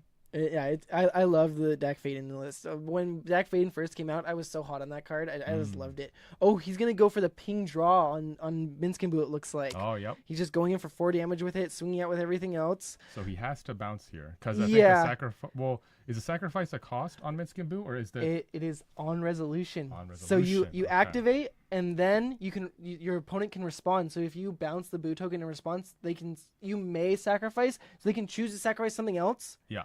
And still get the damage in, but not the draw. Okay, got it. I learned that the hard way. But isn't it what does Minskin Boo say? Is it sacrifice target creature with like Sacrifice a creature. yeah. Oh, a creature. Yeah, okay. a creature. If that creature is a deal damage equal to its power. Mhm. Oh. I If see. it was a hamster that you sacrificed, you draw that many cards as well. Got it. Okay, that's what the stipulation is. 'Cause Yeah. I knew it was a if if thing. Yep. Got it. Okay. So you still can just fling anything. Mm-hmm. You can fling anything you want. Okay. Cool. It just you get bonus for flinging boo. Got it. Yeah. Or some decks I've seen some decks randomly enough running changelings. Oh my god. Yeah. So he does bounce it here. I feel like he has to. Yeah, and he takes 3 down to 7. Now he just answers the Murktide. He has 1 in hand. Yeah. Even a Spell Pierce doesn't do it at this time. Nope. Yeah, he's reading it to make sure how it works. Yeah. Can I do this? Yep, I can. Okay. He has a Bolt in hand too. Okay. Land for turn. Oh, he's gonna throw the mass creature? Maybe. Oh no, just pumping. He can't target anything else because they don't have Trample or Haste. Right. He's doing math because he's gonna die. I swear he has an Assassin's Trophy in his hand. I thought he had some kind of removal. Yeah, I don't think he would be thinking this hard if he had an Assassin's Trophy. Oh, okay. We're giving him a draw. Oh, land. Okay. Well, now it's do or die. Do you have the removal, Bryson? Yeah, he does. Oh, okay. Oh, endurance. Oh, okay. Oh, but he has a Brazen Borrower. No, he spent it. Oh, he spent it. Never mind. Yeah, Never he mind. spent it. He spent it on the boo. Okay. So what does he have in hand? He has not. We don't know. He has a land and X. And I X. believe. I don't remember what the other one was. Doesn't it grow Murktide though? Or did he not have any instants or sorceries? Oh wait, he hard casted that, right?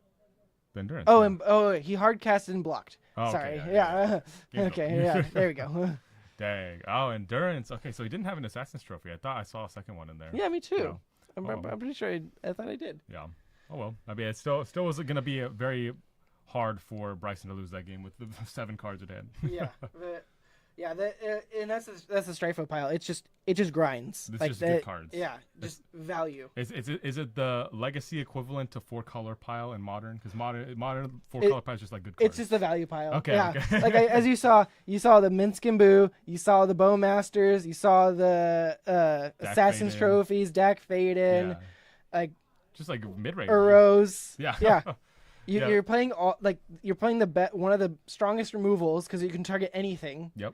It can be countered, but if it hits, it hits. Yeah, and against specifically Max's deck, or you, like against these other actually, greedy decks. a lot of the format right now, like all the 4-color decks, some of them aren't even running a single basic. They might be so running greedy. one island just because of Blood Moon. That's so greedy. Yeah, I know. Oh my I know. God. That's unheard of in modern. Oh my god. Oh yeah, no, they are full greed in Legacy. Okay. It's do or die because we have like, I guess, grow Murktide. yeah, it should have grown Murktide with the endurance, but I guess it didn't matter because at it that blocked. point. Yeah.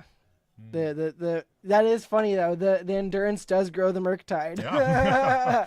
Yeah, there's been plenty of times where I've done that accidentally when I first started playing Magic. When I first started playing Modern, I'm like, okay, I'm going to endurance your graveyard to take you off Delirium, and the Murktide player's like, okay, I'll put 3 counters on my Murktide. Yeah. What does Murktide say?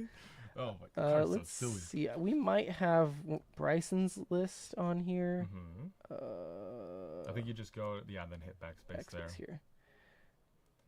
There we are. He's under control, I believe, or just under something else. Yeah. Because I know he has a pretty interesting sideboard. Maybe not. Bug scam. Do you hit up a level maybe? Or I think that just takes you back out to. Oh yeah. Oh wait, blue white X tempo, or is that not? I don't think it is. No, that's more blue white centric. Yeah. Okay. Here we're just gonna Google search Strifle pile. Okay.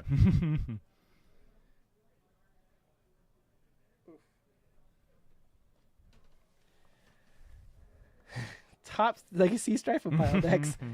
This is the most recent one. We'll just look at this one. For sure, yeah.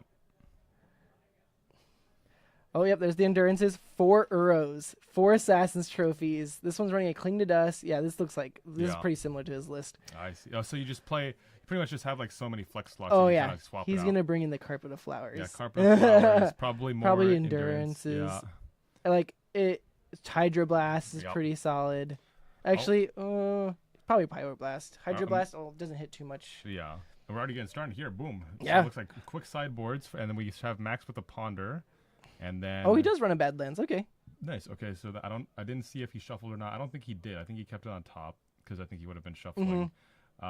Just draws that. He has a wasteland, so we can just start taking him off of mana, which is probably favorable for him.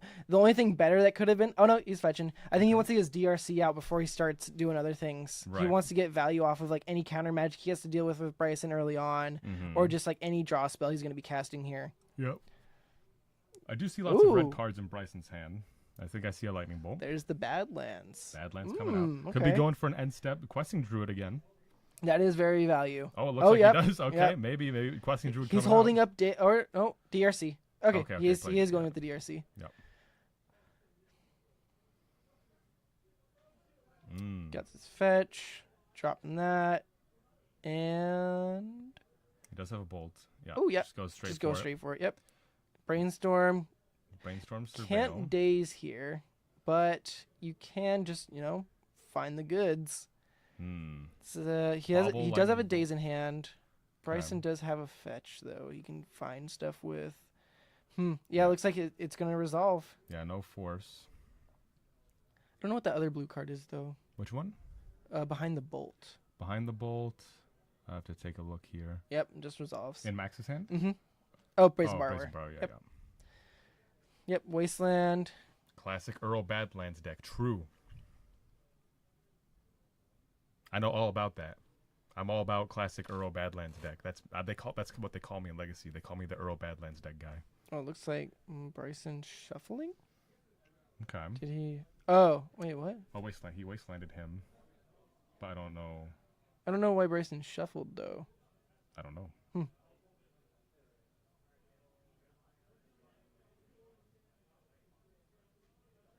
Cephalid Coliseum. Okay. Ooh, there it is. End step Questing Druid. We're going on a quest. Yep. Exile Bobble. Oh. Ooh, Bobble and he Richard. can cast both of them. Ooh. Oh, wow. That's That is the a value. Oh, wait. He needs another blue source first. Oh, okay. Never mind. I believe he... Oh, he doesn't. No. Oh, he's going to miss out on that Murktide. Unlucky. So he can go Questing Druid this turn. Is that Abbot of the Carol Key? Oh, no, that's Maddening Hex. Okay. Oh, yeah, that's I'm Maddening like, Hex. what? I'm like, what the hell? Oh, Wastelands the Cephalid Coliseum. Okay. Yep. Gonna cast that. Cast Bubble. Yeah, he needs to find the other blue source. Now he's missing out on that Murktide, unfortunately. Yeah, that would have been a very well-timed Murktide. But looks that like would have just been going for insane. Yeah. Seeing what he draws. Not sure. He does have Grove of the Burn Willows in hand. Doesn't fetch it away, so he's just like, okay, I'll see what you let me know. Yeah. What did he draw for the bubble? Oh, I did not see. I didn't see either. I was looking at Bryson's because I wanted to see if he was gonna keep it or fetch it. Yeah. Just in that sense, it's more of just thinking about like, do I want to give my opponent information or do I want to keep my fetch? That's right. Yeah. So he's fetching now, just once. Okay. It's probably just going to be a cantrip here. Tropical. Yeah, if he just goes for like a Brainstorm or a Ponder, it's solid, right? Oh, Carpet. Yeah. So he's gonna get 1 extra mana. Now he's basically negated the Wastelands that have been happening now. Yep. Very strong card. And now, from now on, every island that Max plays, it's just going to be feeding Bryson more mana on his turn. So good. 1 mana for that card. Oh, yeah. Huge in Legacy. Huge. Yeah. Punish all the control decks. Mm-hmm. Get an Underground Sea here. Yep. Get some of his black immediately. mana. Oh, Punishing Keyfire. Punish. Oh, because he triggers this on his second upkeep. Oh, yeah. Oh, second main phase, sorry. Oh, my God. You obviously can't trigger it on your first main phase, so you pass, go, oh, look, second main phase, I get my 1 mana, red mana, because I don't have red mana. Now he doesn't have to worry about fetching for red mana like before. Card's so silly. Oh, yeah. That was solid. I didn't even think about it for a second. That was good. It did get dazed, though, so Questing Druid lives another day to go on another quest. He does have a Grove in hand, but now Questing Druid's going to be safe from Keyfire, it looks like. For a turn, right? Because it's red mana to return Punishing Fire, or is it just 2 generic? 1 red, one red, to one return. Red. And so he only has 1 red source here, so he would need to do it at his end step and then do it again on his turn if he wanted to do that. So it's fetching here. Well, you have to remember he has the Carpet still. Never mind. Excuse me. Carpet says. Obviously, he's gonna wait because he had the fetch land. Yeah. And he's gonna play around that, but. Wait a minute. Because he. Carpet. Any. You could add any color with Yeah, carpet. yeah. Excuse It's me. any color. Yeah. That card's dumb. That card's so dumb. What the hell? Yeah. Did you think it was only like green mana? Yes. I was like only green or blue. What the hell? I will add 5 red mana. Yes, thank you. Yep. That is a. Oh, that's the. Brazen Borrow, Drown in the Lock. Okay, Drown in the Lock. Okay. Drown the Lock. Okay, I thought it was the mage for a second. The Chain of Smog mage. What was it? Oh, here's the Maddening Hex. Ooh, that's gonna stick, baby. Yeah. I don't know what that does, but I know it has a lot of text on it. We're gonna start rolling some dice whenever Bryson casts a spell. Oh, yeah, okay, and then he takes damage. Yep. Right? Oh, okay. He takes damage equal to the amount rolled on the die. So good. Odds are, average is like what 3 to 5, pretty average. 3 to 5. Oh my god. I think is the numbers you're looking at. That's very strong, and it's every non-creature spell. Yeah, I believe it's non-creature. Every. Oh my god. And you know what Bryson's deck is mainly? Oh, Already down to 7. oh, he He's did destroy feeling it. Though. He did destroy. He Okay. used the Assassin's Trophy. Okay. But now, like, he's got to deal with that Questing Druid, or it's just gonna kill him. Oh yeah, Questing Druid's so strong. Oh yeah. Showcasing how powerful this Pioneer standard card is. I'm very glad to see it because I plan on playing this deck next week. Oh hell yeah. Nice. And he just wraps it up. It just wraps it up like He's that. like, I don't have the removal. I'm just gonna Wow. call it here. You think is Questing Druid actually that good in Legacy? I mean, when you're playing a bunch of cards, it's just say, hey, I'm just gonna keep making it bigger incidentally. It's gonna you cast it. It has an instant speed. Like I think that's the most important thing. It's not sorcery. It's instant speed. Like True. you do it your end step. If they counter it, sure. Like you just countered the creature and the spell, but I made you waste a counter on it. It's true. Yep. It's just. I remember people were saying, "Oh, it's like Expressive Iteration." Yeah, it's not as strong as Expressive Iteration, but it's good. Yeah, no, it's definitely not on the same power level because you only see 2 cards and you have to use them on that turn, right? It's not like a traditional Ren's Resolve or the other one from Crimson Vow. I forget the name. It's not because those you can use it to the Impulse. Yeah, it's not like a traditional Impulse where you get a whole turn cycle to do it. You have to do it on that turn, but the fact that it's instant means you basically get the same thing. Yeah, it's wild. And as we saw in that game also, he was almost set up to just get double value off of it if he had the double blue. Like, oh yeah. Oh man, that would have been insane. It would have been like a 7/7 or an 8/8 Murktide on turn like 3. Oh, so good. That would have been amazing. Yeah. I would have loved to see that. It would have been so strong. It would have been, I think this game would have ended a lot sooner if that happened. Now, the funny thing is, the Questing Druid actually not strong enough for Modern. It's just really not fast enough. Not fast enough. It's just there's apparently people haven't found the right shelf for it yet, but it's just like it's a little bit awkward in the decks that you want to play it in. Yeah, I feel like because you guys still have the presence of Ragavan. Yeah. Like what's the point of running this druid when you can just be running Ragavan still? Yeah. Yeah, true. Like why would you do that when you can just dash into Ragavan? Yeah, makes sense. Very true. Also a lot more damage and removal in the format for creatures than in Legacy. So maybe that's another reason why it's good. It's just it gets around. There's just not as many decks respecting the card. All right, so Carve a Flower is very strong, broken card. I already ban this card. Look how fast we're going with these turns though. Like Bryson's already has 3 mana out. Max is gonna be fetching around that carpet now. Yep. Yeah, and I think he has just the Volcanic Island in play, right? Underneath. Yep. The Yeah. Badlands. That's his only blue source right now. So he's just gonna get. Bryson's only getting 1 off of it, but like they're just playing draw go right now. They're gonna see who's gonna flinch first. Oh, he's gonna go questing. Questing. We're going on a quest. Okay, let's see what we get. Does it resolve? Land. Oh, Wasteland. double okay, land. Only Okay. one. But the Wasteland hurts so bad right here because he already has the carpet out. Like Yeah. I don't feel like there's a point of playing. Oh, okay.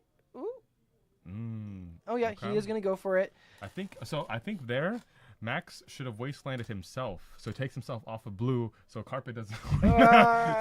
Okay. That's a little too big brain for me to want to math that out. I don't know. Take out 2 of your lands. Yeah. Big brain. Like Bryson would still be on 3 mana, and ooh. No, it's fine. Just don't think about it. If you don't look at the other opponent's board, then it's fine. That's okay. I will agree with that play when someone has a price of progress on the stack. Okay, there you go. Yeah. There you go. Now Yes, it's good. as a lands player at one point, I would wasteland my own stuff in response to price of progress. Nice. All right, so looks like Bryson wants to resolve Uro here. Max says, I'm going to go brainstorm and let me think about it. Let's see if he wants to. He has a force at the end, I think. Oh, there's also a surgical. Oh, I saw a surgical right oh, there. Damn. Okay. So maybe he just lets it resolve and then surgical. Oh no, I feel like he has to let it resolve Yeah. because he doesn't want to fight over that. Because once it's gone, it's gonna be gone now. He wants to fight over the surgical. Right. That's right. what he wants to protect. Yeah. Because, like we saw, there are 4 Uros in the deck, and that is one of his big spells. Like if he's resolving this Uro, like he's ramping, he gets to resolve all that. Now is he gonna surgical at his end step? Force. Bryson does have a force. Oh in no. hand. Okay. So we're first looking for a land. Okay. Getting a tropical. I'm wondering if he's gonna surgical now or wait till he has mana to try to dig for more protection. Maybe, but so we know Max has a force in hand. Mm-hmm. So he could go for it now if he wants to, but maybe he wants to look for. Well, Daze isn't gonna do anything. So yeah, Daze doesn't do anything no, here. he just goes Yeah, turn. I feel like he just wants to try to build up to more things. 1, 2, 3. Oh, maddening hex. Oh, hex. Okay, Make him fight over this before that. Yeah. Right. Yeah, because he can't. He has to deal with that. Oh, and there's another Uro gone already. Okay. So he only has to worry about 2 other Uros in the deck or in hand. Max does have 2 forces here. And now he's going for the surgical on Uro. Ooh, okay. Yeah, Bryson's like, yeah, you got that. Oh, okay. Oh, Wow. man. Oh, and he does this with this on the stack, so he can even see if he wants to fight over the maddening hex still. Yeah. Which he has the pyro blast that counters all blue stuff, right? Yeah. Okay, so yeah, it's not going to be worth it. So Bryson can still fight over it because Max still has the Force of Will. That's true. He knows now.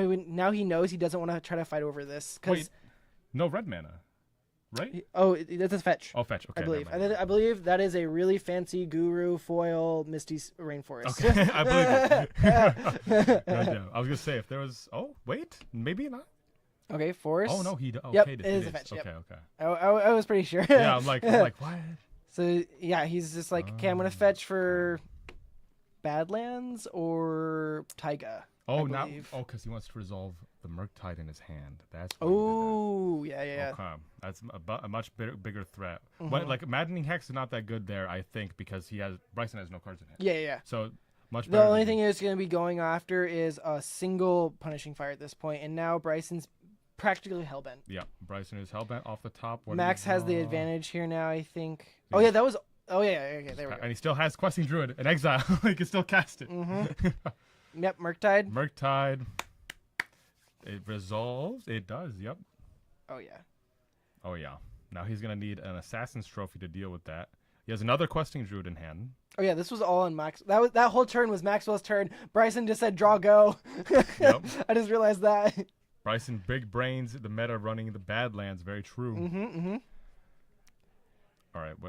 He drew something here? Oh, no. He just go pass. Okay. Yep, draw go. Bryson Oh, yeah. Max looks like he might be starting to close this out. Bryson, in these matchups, now it just comes whoever has more cards in hand. Bryson has the mana, but he doesn't have any cards to do anything with. No arrows to get either. He's got another Questing Druid, which he could just cast right here, see what he wants to go for. Yep, here we go. He's doing that. Oh, he's doing that on his turn. On his turn. Yeah. Because I think it's until your next turn, the end of your next turn, right? No, he has to do it. Oh, he has to do it on there. this turn. Okay. So he was just looking for a land. Okay, yeah, that's solid. Yep. He loses out on the Force, but that's fine. Doesn't matter. He has 2 Questing Druids. That's better than a Force. Yeah. He has 2 cards that are just safe there. Mm. Bowmaster at his end step. Pings him. Bowmaster's fine. Yeah, Not gonna save he's him. gonna resolve this Murktide. He's gonna Wasteland in his turn. Oh yeah, the Underground gets rid of his black sources, so he can't. So he can still go for Assassin's Trophy, even if he got rid of the Underground because of the carpet. At this point, he's just trying to reduce his mana, I think. Yep. Okay. Brainstorm off the top. Yeah, we did see that. Is that Eugene in the chat? Oh yeah, it's Eugene. Yeah, we did see that, Eugene. That was very sick. Very sick play. He's talking about the play where he was fighting over the pretending to fight over the Madden. Yeah. That was very nice. Yeah. Okay, so he finds. Because the Madden Hex is good for the slow game, but like Murktide will just close it out. Yeah, especially there when he saw his hand, he only had 2 spells in hand. Yeah, Madden Hex not that good there. Cephalid Coliseum, so that could get 3 triggers off of the off of the Bowmaster. Oh, is Cephalid Coliseum draw 3? Discard 3. Yep. Yep, he's making him do it. Oh, you sacrifice it. Yep. Oh. That used to be old tech for Dredge. Draw 3, discard 3. Mm-hmm. How is it old tech for dredge? 'Cause you would dredge. target yourself. Oh, yourself. Yeah, okay. yeah, Okay. and I'm you like, just- I feel that sounds like what dredge wants to be doing. Oh yeah, Draco would play that themselves. Sorry, Got I it, didn't okay, makes clarify. sense. All good. All right. So hey, now the damage is coming through. they're just racing. They It looks are just like. racing. So that's 5 Ooh. damage. Yeah. Now this is potentially dangerous for Max now. If he can get one more point on the board, it's lethal next turn. But he has a Brazen Borrow in hand, so he can just bounce that token. True. I think Maxwell is going to be closing out this game. Also his own Bowmasters in hand, and on Max's side. Now he's a blocker. Oh, but he does. I'm assuming he has Delirium. Yeah, he does. Mm-hmm. So it's a 3/3. Not gonna. Oh, we're out for No! a second. We'll be back. Okay, There we it's are. It's not gonna get killed by Bowmaster Ping. Yeah, I think Ooh, might be you might be closing it out here. lights out. Ooh, Life from the Loam. Life alone. Get back to Coliseum. Ooh, but he can just block. He can bounce. How much is it to activate? 1 mana. Wow. Okay. Oh, response flash in the Bowmaster. I think that's it. Oh, killing his Bowmaster in response. Yep. Yep. Hey, you got Yeah, it. there he goes. Bryson's like, yeah, Wow. you got it.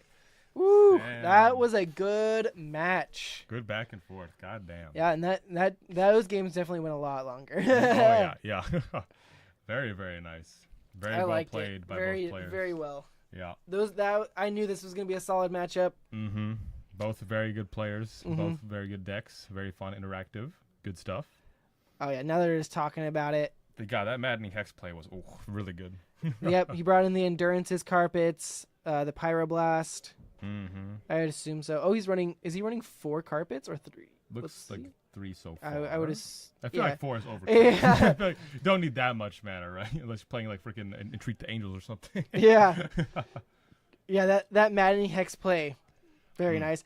It's funny because with that force, if he held it back, he would have been able to deal with the Murktide, but then he would have been stuck dealing with the maddening hex anyway. That's right? true. Yeah. But then you have to maddening hex at that point's a lot slower, right? Because you control when you Yeah, be casting he gets to spells. choose when he's gonna be like, oh, can I deal with this now? If not, I'm just gonna play and draw and go for a bit. Yeah. But then Maxwell just starts resolving the questing That's also beast true. or questing druid. Yeah.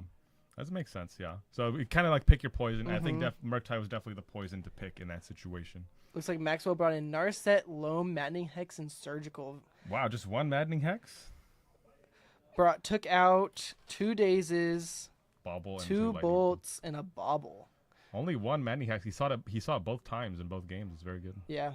That We'll card's see what insane. his 5th card is that he cited.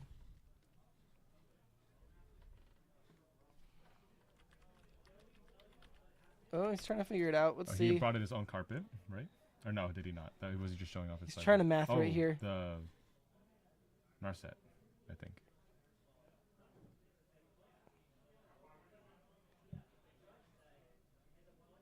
Oh wow, maddening hex. I wonder what that 5th card was. I don't know. This card went down a lot. I remember when this card was like the hotness in Legacy was like $20. Now Oh, it's yeah. like $5. Still really good, and the matchups that's good in. Oh, yeah. I enjoy it. I had it in the sideboard for a bit. It's great for the control matchups. If you're playing like a turbo deck, you can turbo it out against Storm, which is really funny. So like, they just died. Because they're just like, okay, I'm gonna ritual, take 3, take 5, take 5. wait. Add Nas. I only have like 7 left. Yeah, you're pretty much dead at that point. I've seen some very interesting. I've also seen it just whiff constantly to where it did nothing. Oh yeah, just, And like, that's the one variance damage. of it. Like, Yeah.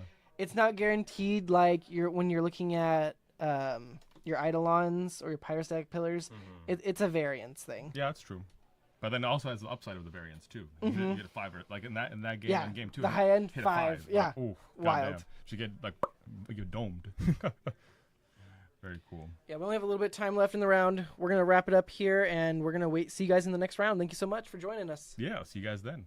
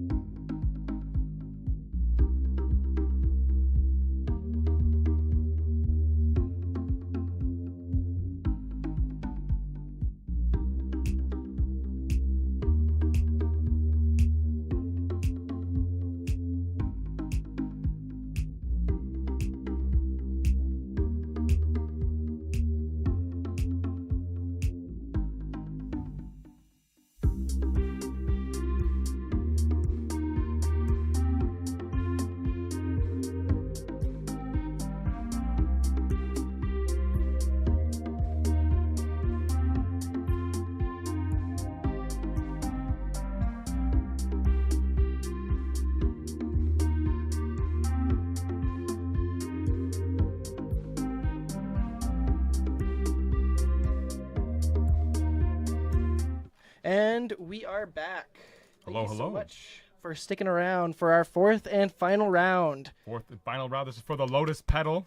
Very yeah. exquisite. For those that don't know, our 4Os get one of those premium lotus petals that are going around right now. Pristine. Very clean. Foil etched. Many people like and dislike the foil etch, but I think on Lotus Petal, I think it looks pretty good. So on the left here, we have I believe it's the temporal mastery. Oh, I stole your mouse. But yeah, I think left is the temporal mastery. On the right is Cephalid breakfast. Okay. Yeah. Player 2 is Cephalid. So I feel like this also might be a good back and forth game, though I do know a little bit about Cephalid breakfast, and it can just win out of nowhere. So games could be long, could be short. We'll just gotta wait and see. What do you call it? Temporal Mastery Delver. I don't know if it's gonna fit on the screen there, but I think it works. Oh no, it didn't. Okay, I'm just calling it Delver. Yeah. You do Miracle Delver. Oh yeah. Yeah. Or what is it? Cephalid Be Fast. Be Fast. Nice. And then You do like U Delver or something. yeah. But yeah. John. And there we go. Turn 1 Island Ponder from the Delver player. Very nice. Oh, and there's a Temporal Mastery. Oh man. Oh, he's just setting it up. Oh, but he doesn't like it. He won't have the mana to set it up anyway. No. Yeah, it doesn't make sense. I mean, but he could keep it on top. He could put it like second or third from the top, and then draw into it. Draw once into he it, has yeah, two mana, But I think he's just digging for a land there because that hand, the pile was all gas. Oh yeah, does he even have a land? I think I saw a fetch land at the end there. Yeah. I think there's one on the very end. Yeah. Or is that a brainstorm? No, he has brainstorm. At the very end, I thought I saw Polluted Delta, but Okay. maybe I'm misseeing. We have to hope. Yeah. Yeah, I think that's another spell. Oh, maybe it's not. I Yeah. know he is also playing. Oh no, yeah, it's not. He's playing though. It's not the serpent. It's the other sea creature that gets cost reduced by a number of instants or sorceries in your graveyard. I believe. It's like a Kraken or something. I know what you're talking about. Yeah. It's the one from Dominaria Remastered or Dominaria United. It must. Yeah. That must be It's it. the one. Yeah, it costs less equal to the amount of instants and sorceries in your graveyard. Mm-hmm. So it can be a 1-mana 5/5 that has Ward 2. Yeah. Yeah. I believe that's it. Yeah. I forget the name, but yes, I know what you're talking about. I mean, that could be good, but I don't know if he's also on Murktide. Oh, he does have Murktide in his hand. Yep. So See, that's it. Oh, I think it's the turtle. I think it's it's a the turtle. Oh, yeah. because it's from Exile too. Mhm, Yep. I know that one. Oh, yeah, he missed his land drop. He's just going to be digging here. Yep. Just immediate brainstorm. Does he have a daze? Is he going to daze this brainstorm? Does he Pressure. sense it? I feel like you do. I feel like if you Force. pitching. Oh, he's going to Narcomoeba. Okay. Yeah, interesting. He's not going to lets it happen. Because I think he has a second brainstorm. I think he knows he has after seeing that Narcomoeba, he knows he has to hold on to that force. Yeah. Sailor's Bane. That's the card. Sailor's Bane. There we go. Big turtle. Turtle. I like twiddles. Twiddles. I like twiddles. Oh man, yeah. Jameson's just gonna be stuck here with that force and being like, "Yep, he's not brainstorm locked yet, Yeah. but he's just draw going. Just hoping for a land.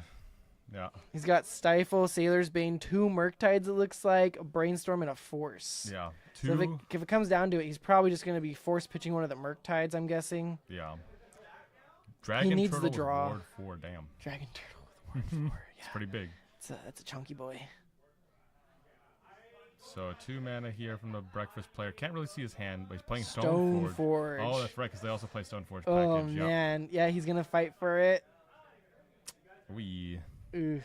Yeah, He's thinking about it. Yep. No, he got rid of the Sailor's Bane. Okay, interesting.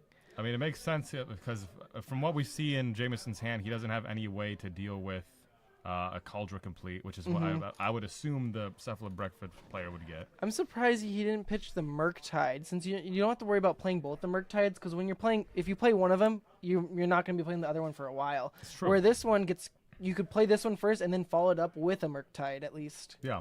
opponent is reading the card first time they've We got a card reader here, Yeah. guys. I'd be reading that card too. I'd be like, what the hell is this thing? Land, maybe? Ooh, Oh. temporal mastery. no. Oh no. So sad. Okay, brainstorm. If he gets a land here, he can at least try to set up for a temporal mastery next turn if he wants to. Oh, that's Wasteland Island. Okay. Can't does. wasteland, so he can keep the island, get rid of the wasteland, set up for a temporal mastery next turn, get a time walk basically.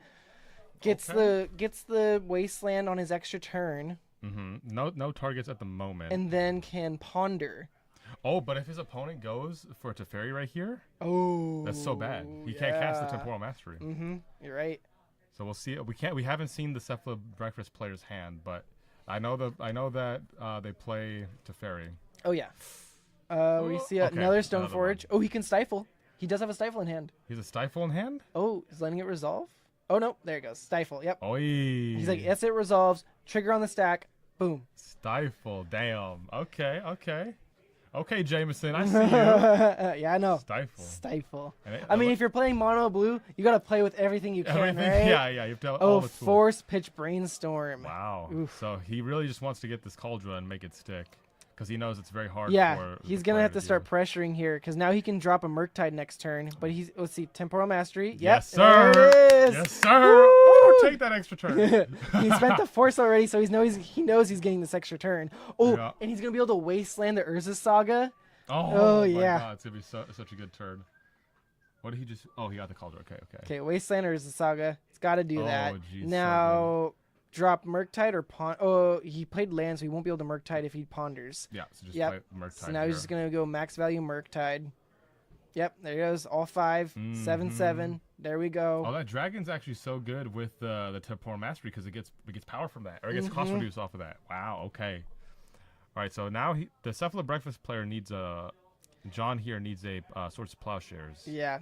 So he's just gonna immediately activate. So that means usually means there's no other action going on in their hand. Now it's just a race. Now it's a race, which I think, you gotta. I think the Murktide player wins it. I mean, he's at. It's he's a subtlety. Subtlety. Oh, but he does. He has a blue card. He does. He has Murktide, Ponder, and then Subtlety. He's gonna Ponder, keep the Subtlety, and he can get rid of the Germ token, right? Or it's on the stack. It's only on the stack. Yeah. Okay, sorry. So. I'm not used. I don't see Subtlety too often. No. Literally only his deck. Yeah. It's all good. I know it's very played in Modern. Yes, yeah, it's a card that I hate a lot. I think I play it with the Delighted Halfling. I'm like, yes, my spell's uncounterable. It doesn't matter. Doesn't matter.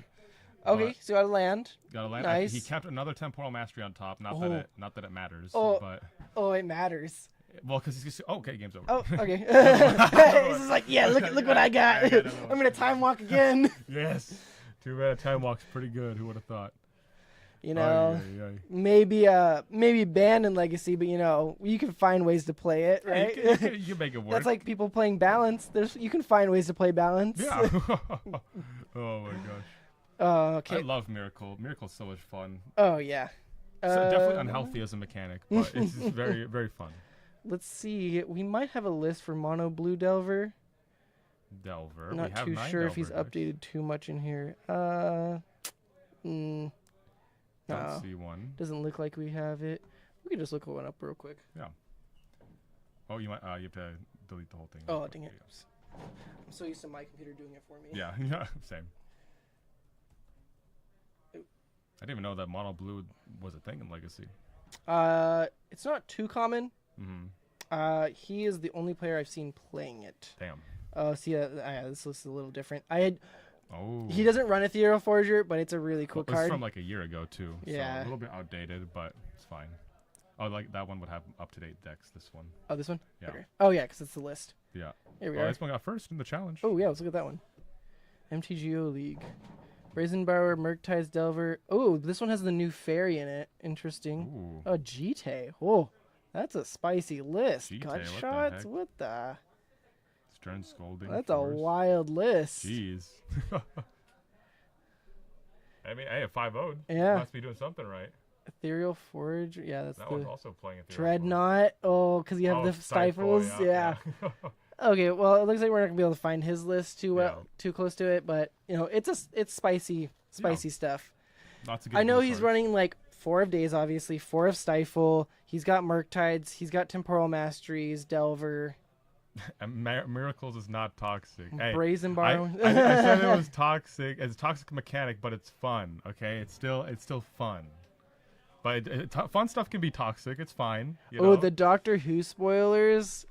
See, I don't have to keep up with that because I'm a modern player. Yeah. But you guys get to have fun with that. Okay. I see how it is. Is there anything that stands out right away? Because I personally, I've seen some of the Doctor Who stuff, but nothing that comes across to me as legacy playable. But I'm not a legacy player. Let's see. What about you? Have you seen anything that's in the chat? Have you seen anything for your enchantments list? Like mainly, it's a lot of. Here, let me just pull up Alex back up. Where'd it go?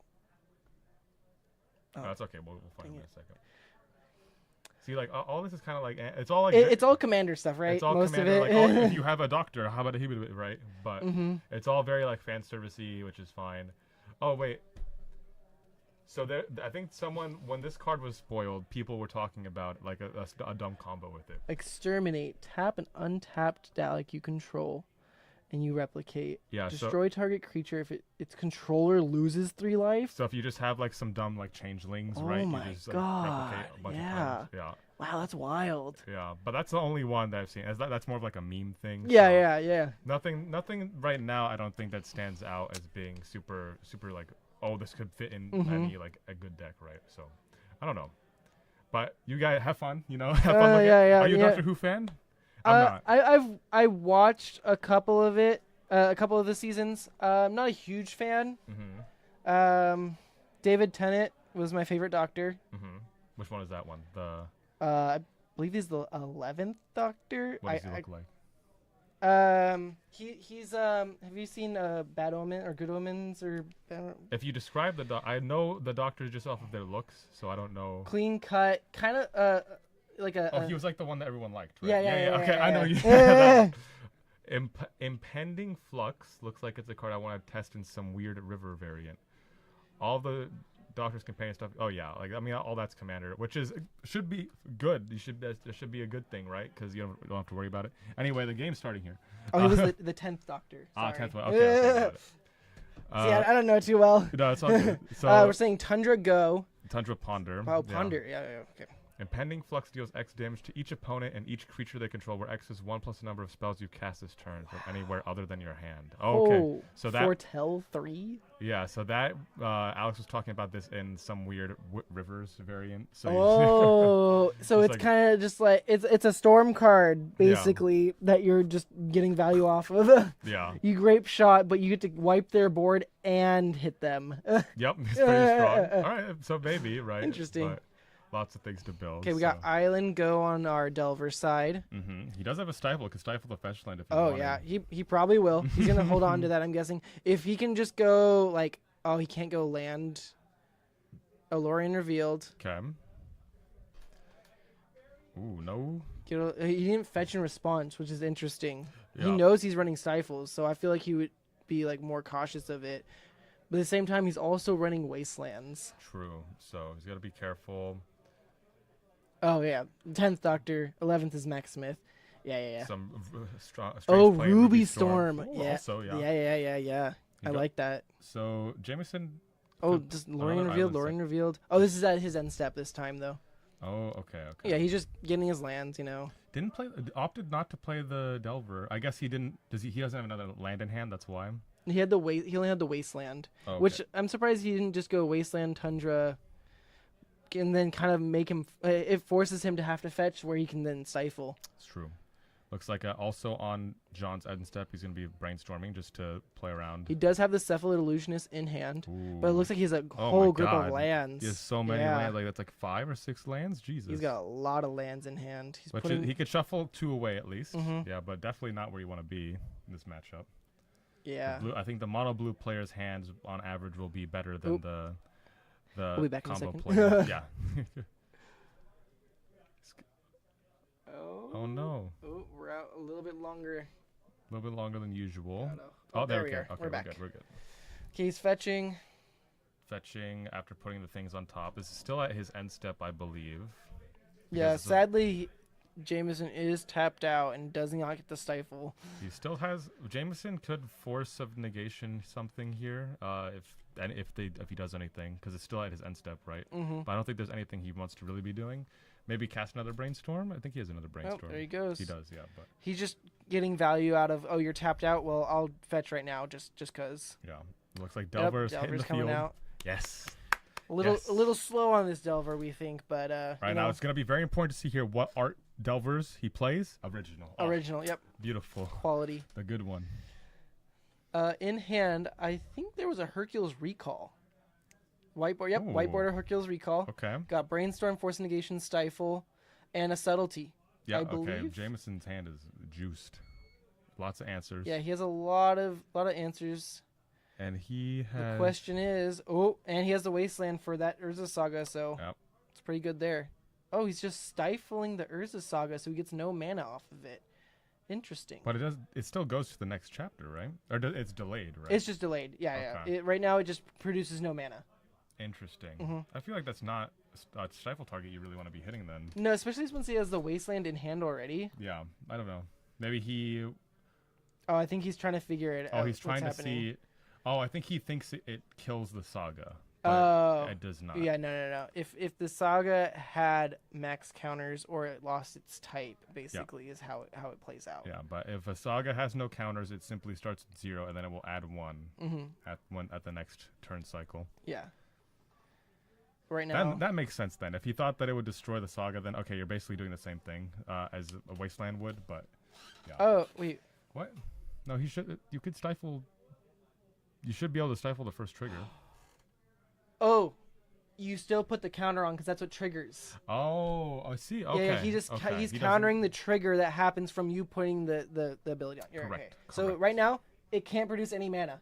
But it has a counter. But it has a counter on it. Yeah. Yeah. Okay. That makes sense. Okay. Interesting. Yeah, I feel like it's better to hold off on that because you have the stifle for his fetch lands, which he could be he could be sitting on it for a while, but you have the Wasteland. The Wasteland's gonna take care of that saga. Yeah, I think he just thought it would destroy it. I think that's the only reason why he did that. Oh, flips the Delver. Flip he it. stacked it with a brainstorm anyway, so Very yeah. nice.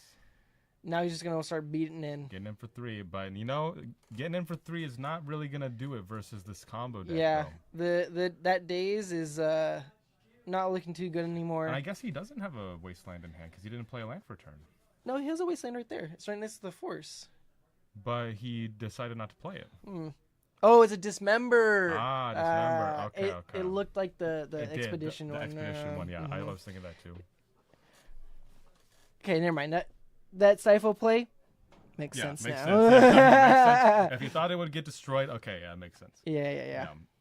But he does have, he has so many answers here for anything this Cephalid Breakfast player wants to be doing. Yeah. Like Subtlety, he has Force, he has Hercules Recall, he has Daze, he Yeah. has the other If he Force. tries to resolve this Cephalid Illusionist in preparation for the next trigger of his Urza Saga, Yeah. he can answer it and he can daze it right here because that can't produce mana. Oh, it's true. Oh, Wizard Cycle. Wizard Cycle. Okay, so he's just gonna get a backup one. Yeah, you're gonna get a backup one. So he's gonna get a back. It's pretty smart of John here to do. He's gonna get one, make it look like it's the only one that he has, and then Jameson will use some of his removal on it to try to deal with it. But then he'll have the other one in hand. And he has plenty of removal to prep for it too. Yeah.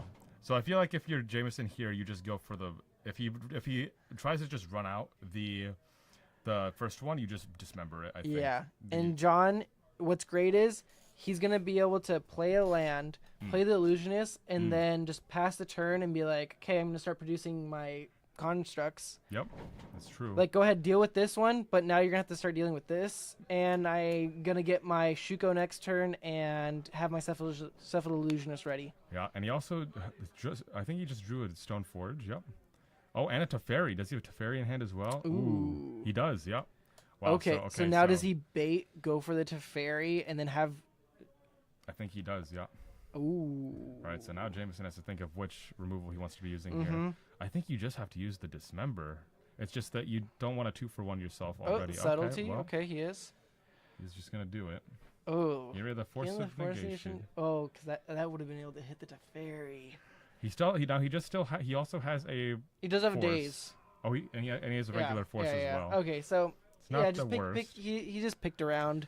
Yeah. The Hercules recall at least will make him have to cast the Shuko after it resolves. Also deals with the constructs. Oh yeah, you're right. Yep.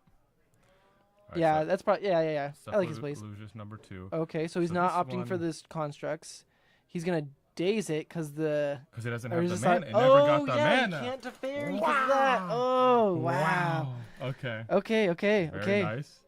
And now he can't even make the constructs. Yeah, we keep forgetting about that. Yeah. I thought it would just get it back. But No apparently it doesn't. mana. No mana. Boom. Get him for another 3 there. Take him down to 12. Yeah, that Urza Saga's just sitting there, be like, okay, I can make something, and I can fetch for something now. Oh, yeah. And now he's just gonna be landing this Murktide. This is a full value 8/8. So not exactly dead, very nice. but not alive either. So he's going to be at 1 life following turn. And he's got Force and Dismember. Yep. I think he might be closing it out right now. He has Force Dismember, but he would have to pitch the Hercules recall. Mm-hmm. So actually, it's not over yet because we know that John has we know that he has the thing, the Cephalid Illusions in hand. He's getting the Shuko right now. Mm-hmm. He has Teferi in hand, so it's not quite over yet. He still has some stuff to fight through. It does depend on what else he has in hand. We know he has a Stone Forge as well, but it depends on what he drew because he has a full grip. Oh. So he has a land for Okay. turn. He's probably gonna go for a Stone Forge. Oh no, just Teferi. Yeah. Teferi's the check first. You have to force this, or your force is dead anyway, and his Dismembers would be dead too. Yep. So he would just have to force this.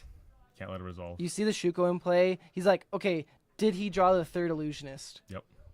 Well, no, he knew he has the Illusionist because it was on top from Subtlety. Yeah. I feel like he just has to snap it. Like You have to, because if you don't, you're dead. Mhm. Yeah. So there's the force. If not, it's just gonna be a dead card in his hand anyway. It makes the Dismember and the Force dead in your hand. Yep. Now, does John Force have the Teferi. answer? If John protects his Teferi here, then he's fine. Okay. Okay. Well, no. Now to just go for it. He's like, okay, just you have go one for it. card You in have hand. One card in hand. What could it be? He's dead next turn anyway, right? Or oh no, he's at 8 1. 1. He has a 1. Ooh, okay. Hmm. Does he try to go for the backup, or is he just gonna push it?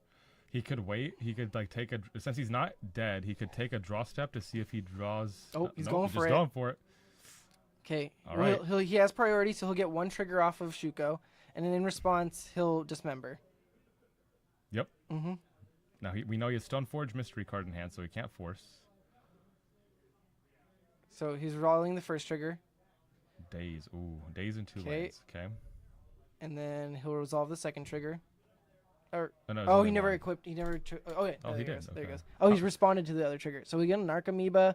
Oh, and a Cauldron, so he can't Oh, even get that off the Stoneforge anymore. Dang. Oh, but now he has a blocker. Yep, he does have a blocker now at least. Why did he let it resolve twice? Why did Jameson let it resolve twice? Oh, he has to. Well, no, because the Dismember triggers it too. It's whenever Oh, it you're gets right. targeted. You're right. Yeah, because he at least gets priority to equip it, Mhm. and then he has to respond to that trigger. Yeah, he can trade with the Delver, but I don't. you just need to Yeah. block you need to block the Murktide. You're dead either way, right? Mm-hmm. So I feel like you just blocked a Murktide to you give yourself another turn, right? Yeah. So we'll see. Jameson didn't play a land, so he could just be bluffing a card here. We don't know what he drew. Because if he swords the Murktides now, he has 3 turns. Yeah, and that was Brainstorm. oh, Oh, here we Brainstorm is go. great. Let's see it. So I don't know what Jameson has in hand, we don't know. Yeah, but we could see a total shift right here in the game. could. It's very possible. We know that John has a Stoneforge mystery card. Oh yeah. So we'll see. Drew the Dead cards. Dread return. Another land and then a Stoneforge. Yep. He's like, what do you have in hand? Daze. Daze. That wouldn't have done anything. Yeah, but yeah, he very had the nice. Lethal in play there with the big Murktide. Wow. Very nice. Very nice performance. Mm-hmm. Very good games. Those were some really tight games. Mm-hmm. Crazy how, because if he waited a turn, He could have waited a turn to see if he could draw some sort of protection, like an Orm's Chant or something. Yes. Like Orm's Chant, then you like if you drew an Orm's Chant there, he just wins. Yeah, like, yeah, you yeah. just cast it. He has no counter for it yet, and then he can't cast anything else. Yeah, because no matter what, he was going down to 1. Yeah. If he, I feel like you still will go with the Teferi that turn, just to try to bait out something. And if it gets countered, you go down to 1, and then you wait next turn. It shuts off your fetch. It's hard. He needed exactly like Orm's Chant or like just another protection spell through what Jameson had, but it was very rough. He had so many lands in hand actually. Oh yeah. Yeah. But damn. Yeah, I mean it wouldn't have mattered anyway because he did get 2 triggers off of it, and we saw what Dread Return, 2 lands, and then a Daze and like something else that didn't matter. So it was rough for the Cephalid Breakfast player. Yep. Good performance. Oh yeah. Love to see it. Yeah. I played a mono blue version of Cephalid Breakfast back in the day too. It was a lot of fun. It was obviously before Thassa's Oracle. Yep. So you played the Angel of Glory's Rise and Angel of Glory's Rise? What are you talking about? This was like the old list.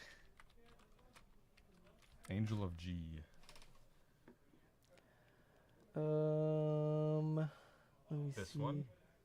Enters the battlefield, exile all zombies, and turn all human cards. So you just have like a bunch of humans in your deck?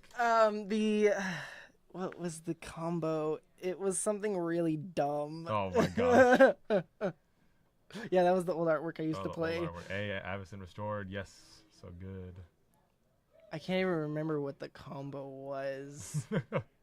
Looks like something crazy. It was- Probably yeah, just it like was- another crazy human enters the battlefield. You do some other ridiculous stuff. It was just some wild stuff where you just got a bunch of creatures out. Probably something to give everything haste, right? And then you just get in there. Oh, you probably put like an anger in your graveyard, maybe. I don't know. No. Okay. Too inefficient. Yeah. Yeah. You don't want to, because it was mono blue. Oh, mono blue. Okay, but mono blue. It's not blue. What are you talking about? Oh, yeah, but you're not casting Okay, that. you're right. You're dread returning that. You're not casting your angers either. Yeah, but you have to play a mountain. That is true. You're right. They balanced those cards. Yeah, Dang it. yeah, Okay, yeah, it makes yeah. sense. Dang. And that's going to be the end of our rounds for tonight at our Tuesday Night Legacy over here at Spellhold. Thank you to Spellhold and Collector Legion for hosting us and letting us stream this. Yeah. We always appreciate it. Always have a good time. Go ahead and check out their websites. And thank you all for tuning in for tonight's Tuesday Night Legacy. Hell yeah. Thanks for stopping by. Catch you Come guys along later. next week. We won't be live next week, actually, but you can always tune in for for our postings. We appreciate it. Are we gonna have that big tournament? Is that one gonna be scheduled? Ooh, the winner I'll have to ask about that. That might be good. I feel like that'd be great to stream. It'd be a long one, right? I mean, yeah, it's just like our 1K we did as well. Yeah. Definitely a lot of fun. It would be really cool to be able to do. We'll have to talk about that. We'll keep everyone posted, definitely, and let you know what's going on. Yeah. Because I believe we have one more stream planned before that event anyway. So we'll let you know then. Okay. Thank you all for tuning in. Yeah, the Legacy, you guys can come, sign up. It's a Win a Duel, October 22nd. There you go, yeah. Boom. Check it out. It's posted. Do you Yeah. know if we are streaming the Win a Duel? When is it? On the 22nd. Oh, it's 22nd. Oh, yeah, go look at the Sunday. calendar. Probably not. Okay, yeah. It will not be streamed. Maybe. We don't know. Keep you posted. No, it's Legacy. It's Legacy? Maybe. Well, thank you so much for coming in again. Catch Have a you good guys night. later. Bye.